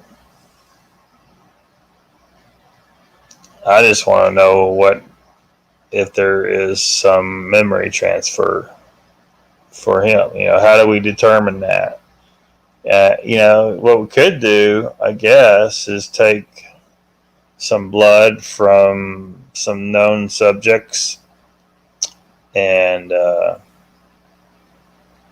then, but we know who they are, but the people drinking the blood don't know who they are, and then then that might work. That might be a way to do this. And then when they drink the blood, say, well, what do you get from the blood? Do you have any? How do you feel? Probably needs a pretty serious psychologist or psychiatrist team to kind of evaluate this and figure out, has this person had a change in personality? Has their mood been altered? Are they experiencing memories that aren't theirs? And how do we determine those aren't their memories? Because how do we know? We haven't watched every minute of this person's life, so we don't know. We don't know if that's not their memory. But since we know who the recipients are, maybe we can figure out to an extent that it's a memory that isn't theirs.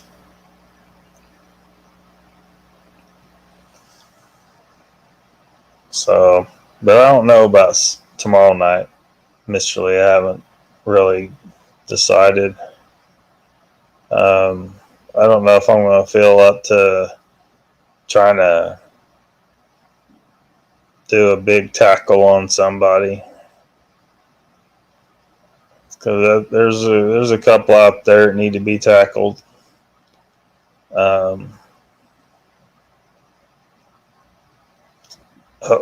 I mean, I need to get better internet to do, like,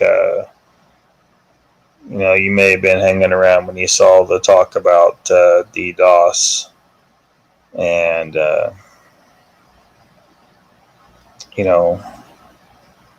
someone close to him who knows all his bullshit kind of wants to come on somebody's show and tell all. So I kind of want to do that at some point, but that won't be this Saturday. But I need to have the capability. My internet where I'm staying is just doesn't seem able to handle that two-way where I could have an actual guest on here to talk about stuff. And so that's something in the future. Of course, I'm surprised I haven't got any death threats. Because you probably heard about some people getting death threats over talking about hoaxing. Hoaxers don't like to be exposed, and sometimes they don't know how to behave like a civilized person about it and start making criminal death threats against people for exposing them. Now, they can threaten me all day long. I don't give a shit. But they would be stupid to do it, though, because they could get in trouble for that. And I kind of wonder what happened. I don't know when DDoS is getting out of jail, or maybe he's already out. I don't know. I showed on that one show, copy of or what he had done, and then so when he gets out,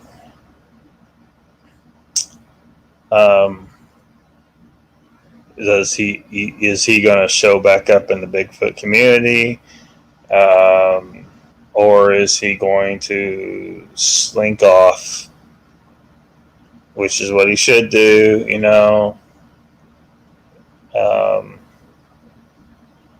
enough people have had some things to say about what he did and why he's in jail, except for Bigfoot Odyssey, who still has DDoS videos. Well, last I checked, still had DDoS videos on their channel, but they apparently deleted shows. And I don't know if they deleted all of them. I think they didn't delete all of them, but deleted at least some of the shows that had Pat in them because they had issue with Pat. Whatever issue they had with Pat is just nothing compared to what DDoS did and got thrown in jail for. He's not a good guy, and a lot of people have had some other things to say about him besides that, about how he behaves to other people. And then, of course, I don't know if we could put enough of a microscope on his claims about Dogman and Bigfoot and stuff like that to see if anything he has is legit or can be shown to be straight up a hoax. I don't know, but I just need more time to ponder that and figure things out with that, because at some point it's probably going to happen.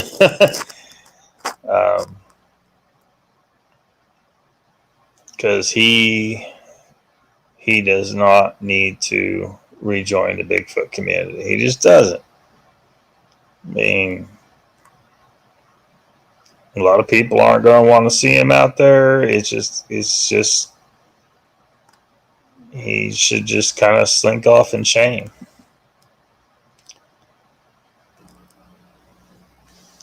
Bullocks, how are they going to find you in the Imperial van?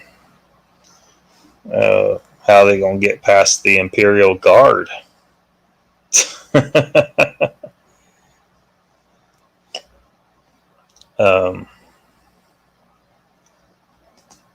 I'd like to spend some time on the micronation stuff, though. I mean, as far as doing some stuff in regards to it, I really haven't done anything in so long, and I've never gone to any of the conventions that they have, and if I did, it would be to declare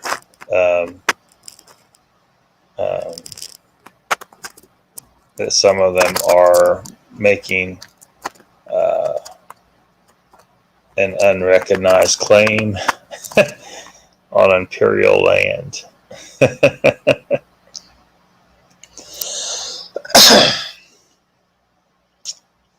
And they need to cease and desist.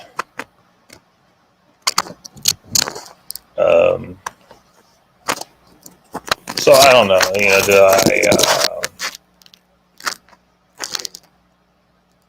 I mean, how do I generate revenue, right?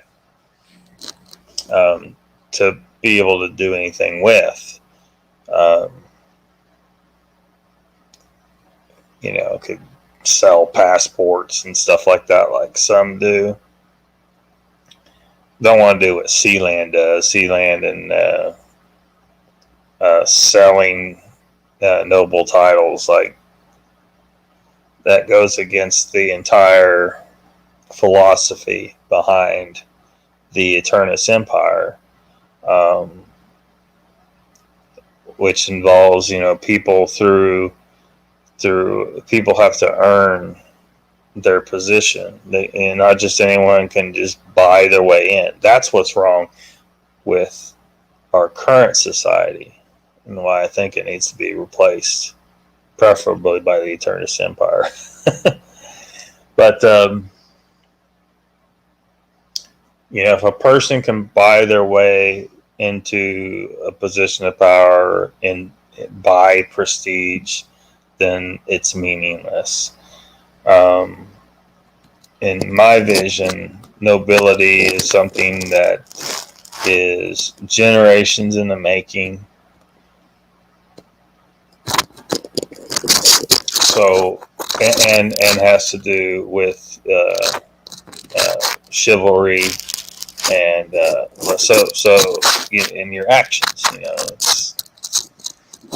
so like whereas a knight someone could be knighted, right? And then that would be the first step in them building up their family to eventually take a noble title. Now, maybe in some cases that knight could achieve a noble title himself, but he would have to be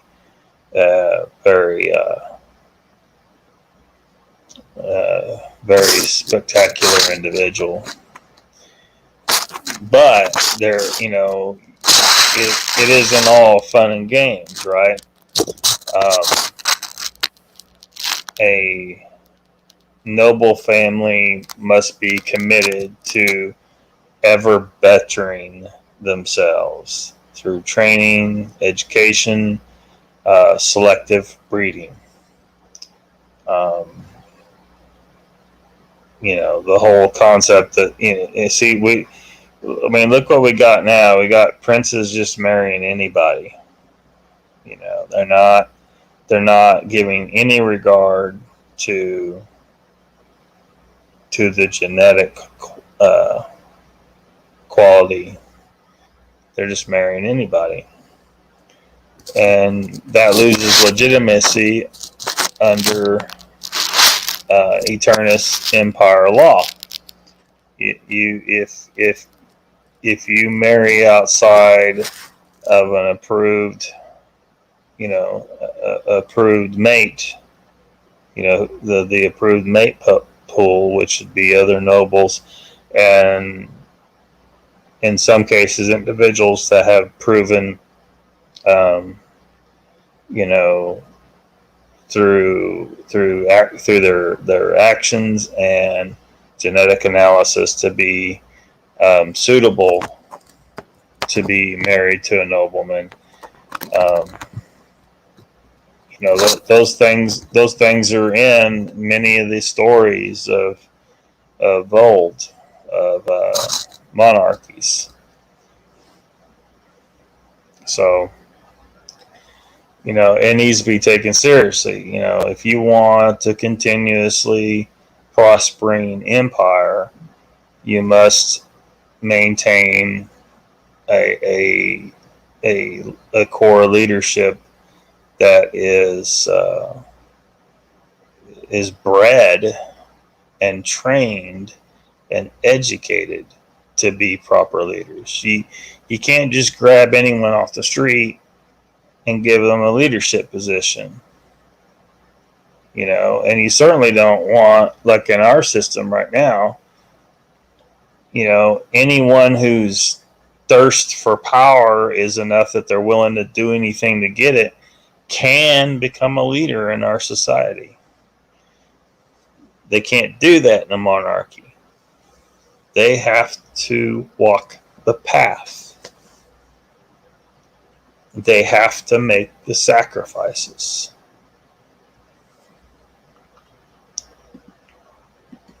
I don't know exactly what you're saying exactly about Mr. Lee, but I must have said something you liked. What's up, Jeff Harding? Welcome. Well, and that's another problem with the current monarchy. They're just figureheads now. They've given up their power, and so I mentioned before, like in the story of Dune, where they said they wanted a constitution on the agenda for the next convention of the Landsraad. Well, what did she say? She said Atreides' power will not be marginalized by the chaos of democracy, because it is chaos, especially when just everyone can vote. Everyone cannot make a sensible decision, even in their own daily lives. How in the hell am I supposed to accept that any jackass can vote and affect my life? That's how we get all this crazy political nonsense, is any jackass can vote now. There needs to be some filter if you're going to do that kind of system. You need to make sure, okay, this guy's not a moron. Maybe, at least he's not a moron. They don't even do that. Anyone can vote, and they can vote based on completely unethical ideologies. So they may not be a moron, but they're a bad person, and they vote for bad people. That's why it can't work. That's why it's degrading, and it's, at some point we're gonna have some serious problems to sort out.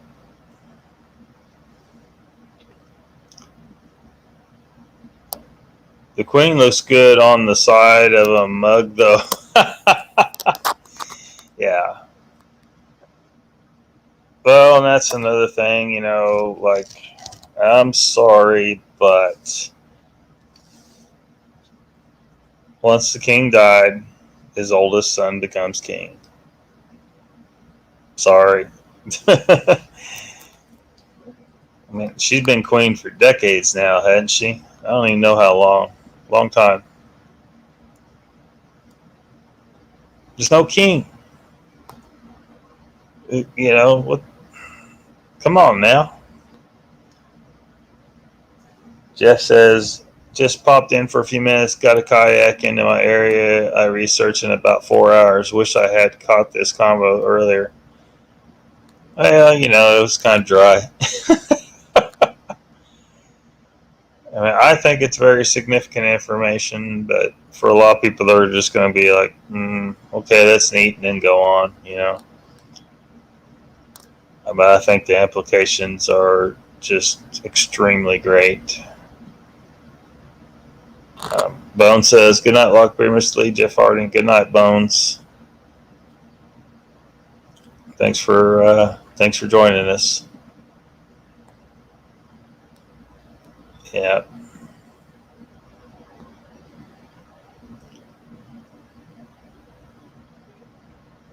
So, Mr. Lee,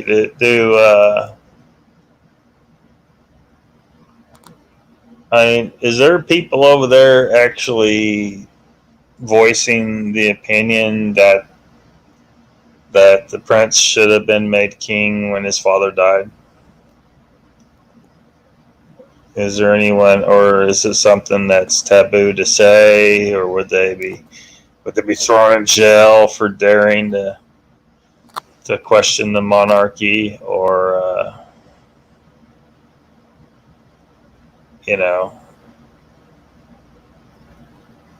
because that's just, that's the whole point in the system. It's a patriarchal system, whether feminists like it or not. It's a patriarchal system, and it's part of what humans really are. Uh, Not that a woman can't lead and when necessary. It's just that, it's just like, I mean, we're a sexually dimorphic species. We have different functions. Same reason why, you know, women shouldn't go to war for the most part. I mean, you wouldn't say it's a hard, fast rule necessarily, but in general, they're just not physically designed for it.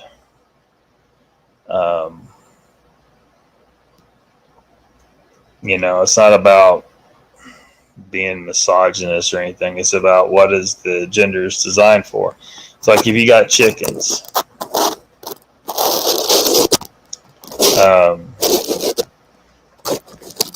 the roosters, the top rooster is basically in charge, right? That's just the way it is. They're a sexually dimorphic species too. And they're designed for fighting. They got bigger spurs. They're more aggressive. That's what they do. Now, the last time I owned chickens, I had a pair of roosters and a predator killed them. Well, chickens, like I said, they're a sexually dimorphic species. The masculine and the feminine roles need to be filled. Somebody had to step up and fill the masculine role in this chicken flock, and there weren't any roosters. There was just hens. So, as you know, because men grow beards. We have certain things that display, what we are, what gender we are, and what our purpose is. And in chickens, the rooster has a bigger wattle, and there, it's more of the red coloration is it's a signal to everybody in the flock. Bigger comb, stuff like that. So I had one hen that was a breed of chicken, a different breed of chicken from the rest, and it's called a naked neck chicken. The chicken it has a gene that's a different gene that causes it to have no feathers on the neck, and so it's red. Its neck's just featherless and red. And then the rest of its body looks feathered normally, but it has less feathers on the rest of the body too. But it looks like it's, you can't tell. There's so many feathers on the birds, you can't tell. Now, because the less food energy is put into growing feathers on this breed of chicken, they tend to get a little bigger too. So she was bigger than the other hens, had this red neck with no feathers on it. She had the most, as far as the other hens could see, she had the more masculine appearance, right? So what happened? Her physiology started to go wonky. She started to think she was the male. She started trying to crow. It was a horrendous sound, but you could tell it was some kind of crow that she was trying. She started becoming aggressive and trying to attack things. She started trying to mount the other hens. She stopped laying eggs. She turned lesbian. She became masculine. She was trying to fulfill that role because it's important for the role to be filled. Psychologically, biologically, it needs to be filled. Humans are no different. We're just like them in so many ways. But unfortunately, even though she masculinized, like her spurs even got bigger. even though she masculinized, she couldn't fully perform the function of a male. Like she couldn't father offspring, and she couldn't get everything right about being a male, because she just ultimately she's still a female. She's just masculinized. And so she would do just random stuff. But like one thing in particular she was doing wrong was she would leave. She for whatever reason would just wander off, and I end up having to go get her sometimes, because she was wandering off to across the valley to someone's house over there who had bird feeders in her hanging up in their trees. And so when the birds were eating, feed would fall on the ground. And she had found that and would go over there and get some feed off the ground. And there were some dogs that lived over there, and whenever I'd go over there, those dogs would be like sitting different places looking at her, but they weren't messing with her. So the only thing I figure is they tried to mess with her, and she flogged them or something.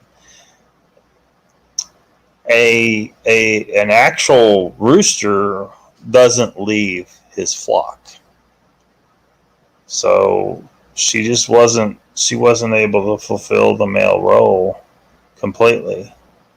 She did to a certain extent, because it was,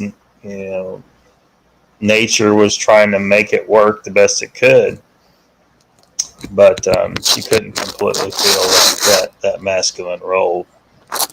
And so it was a nice try on her part, I guess.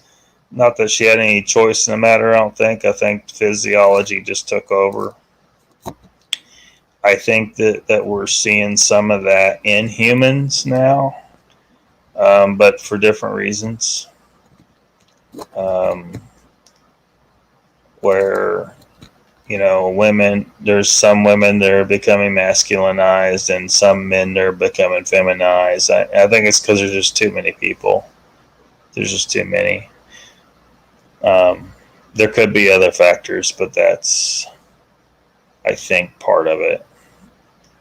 And so, yeah. No one cares about the royal family. The queen, on the other hand, is loved by most. Cool. Will that happen to humans over time? Neither male nor female. I don't know if it would be like all humans like that, but it does appear that I need to be careful how I word this, because it's going to piss some people off. I'm not trying to disparage anybody. I'm just saying there appears to be some physiological changes in some people, and I think it has to do with there's just too many people. We don't have, there's not a clearly defined tribe for anyone. Because there's all these people around, and this is something going on subconsciously, and people don't understand that looks like there's something going on there. But humans are supposed to live, out in the wild. You have a tribe. You clearly know who's in the tribe. If any other tribe encroaches, it's a tense moment. Maybe, you go drive them off. Maybe you fight. Maybe you engage in some trade, but you still are on guard, But we're thrust into a situation where we're all people all over the place, and we're having to suppress that to function in this society with so many people. You go to Walmart and you see a bunch of people you may never have seen before in the big enough town, and you have to just be okay with that. Whereas in a natural condition, you would not be okay with seeing someone you didn't know you would be concerned. Are they a threat to me? Why are they encroaching in my territory? Are they taking some of my food? You're supposed to deal with that scenario, and as it's a rare thing that you see another person not of your tribe, and when you do, it's a stressful situation unless you have really good relations with that tribe and you know them. So I don't know if we're going to turn it. I don't think we're going to turn into neither male nor female.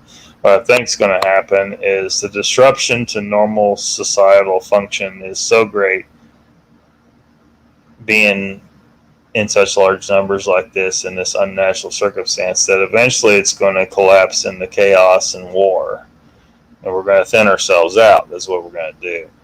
And when that happens, when the whole place turns into war, I mean, well, look at the Muslims, man.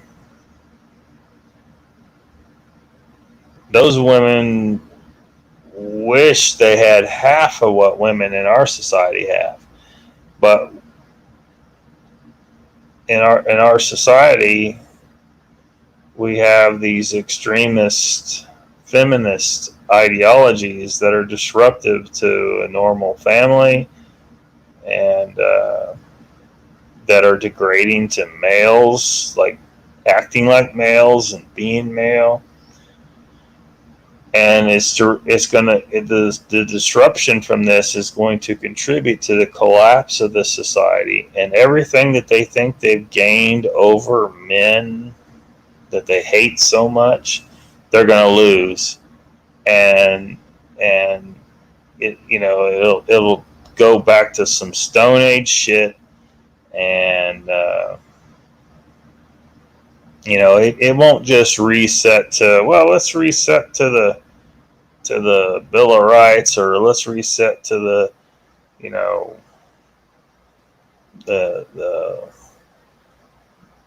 when women got the vote, or it won't reset to that. When shit gets that wild, it will reset to some Stone Age shit. And no one will remember. No one will say, okay, maybe we need to do this a little differently. Maybe we shouldn't push things so far. They're pushing things too far, and the disruption's going to result in them losing everything that they think that they've gained. Because everyone's going to be like animals, running around just trying to survive, fighting over scraps, and no one's going to give a flying fuck about all these social issues that they've dragged out.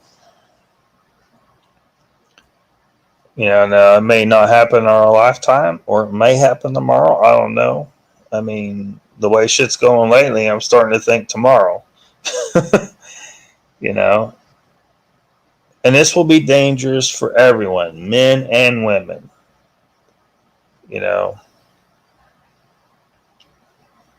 Everyone is under threat. Everyone could die.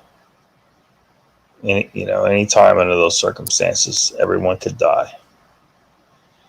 And no one's going to have time to entertain, if one of these feminists makes it halfway through this shit, and she's like, she wants to have a say, or she's pissed off because the men are calling the shots. They're not going to give a fuck what she says. They're just not. They're going to be like, they're going to say, do you know how in this world and in the Stone Age world, how did we choose leaders half the time? Might makes right. Whoever was the strongest, most powerful warrior was probably going to take control much of the time. That's not going to be a woman. It's always going to be a man, because men are built for that. That's our nature. It's not good or bad or whatever. It's just our nature. So they should have a vested interest in maintaining a situation where society doesn't become disrupted like that. But because they don't seem to understand any of this, and most people don't seem to understand any of this, they keep trying to push for more and push for more. It's just like a kid that keeps fucking with you until you smack him. Well, when the smack comes down on a societal level, man, it's going to be a mess. It's going to be a goddamn bloodbath, and very few people are going to have anything resembling rights. The only right you'll have is to die, unless you can defeat in battle the person trying to kill you. That's the way it'll be. And so I'm sure someone's going to take all this in the worst possible way, and you can't deny the nature of the animal that we are. I'm sorry, you just can't, and you need to think about these things and understand that you push too far, you disrupt society too much, and it collapses. You guys are fucked, completely fucked. So how the hell we get on that tangent, Mr. Lee?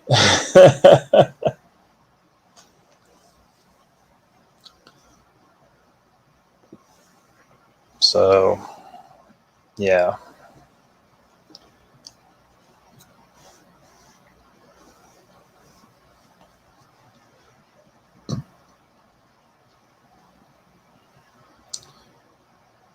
Fortunately, we're in a system where monarchy has been demonized so much that most people aren't going to understand why it's the way to the future, why it's a better form, why they need to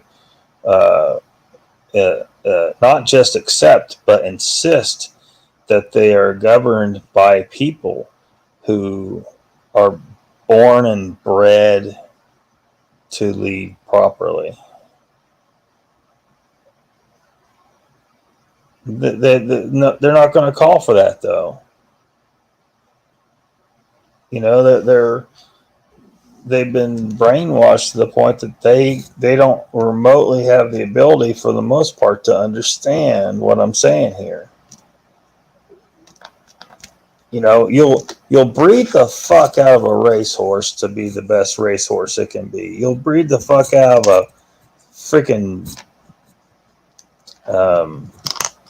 bloodhound to be the best bloodhound it can be, right? That's, but you won't selectively breed your leadership to be the best leaders that they can be. They need to be good decision makers, intelligent, strong, resilient, level-headed people. But instead we get look at the shit we get in the White House. We get some crazy shit. And, I don't know. I don't know how it's such a long-term task, it looks like, to change the world and change the thinking of the people, to get people where they don't look at the fact that, oh, I have a king or an emperor or a duke. Don't look at that as something that is harmful to you. See it as the thing that is beneficial to you. But they think, oh, this makes this guy over me, and therefore it's bad. That's all they think. It's really simplistic thought. They don't understand how this benefits them and the long-term survival of their family, and of the human species. That this system works the best with the natural breeding of humanity. Like we're made for this kind of system. Not exactly, but it's way closer than something like a republic like the United States. or democracy, which I don't know that there's one true democracy in the world. They're all republics for the most part. But, a system where the greediest and the most power hungry people are the ones that come into power, is that what you really want? Do you not see the corruption and just the chaos? It literally, it does cause chaos. Mr. Lee says, "Okay, Emperor, I have to start my day now. Come on, lurkers, keep going, man. See you tomorrow." Okay, Mr. Lee, we'll see you later. Or today, later on. I'm confused. Good show. Yeah, Mr. Lee. Well, is there anyone else in here? I might have to go ahead and shut her down. I probably should shut her down. How long have I been on?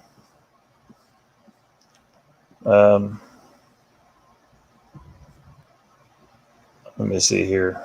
It says 4. Is there 4 watching, really?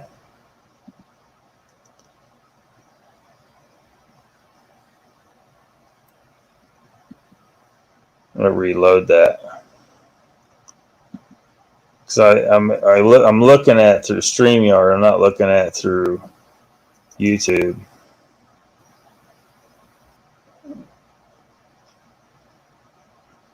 I'm looking at it through StreamYard. It's kind of funny. The title of this is Off with His Head, and we're talking about monarchy. Somehow we land on it. We're talking about cutting off the heads of the flatworms, not the people.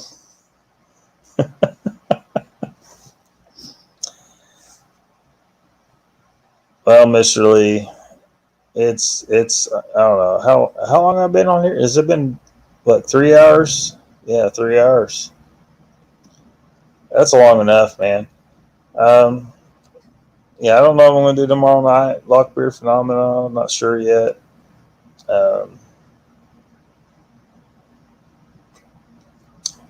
So I don't know. So I'll see some of you tomorrow night, and thanks for coming and listening to all my bullshit. Have a good weekend.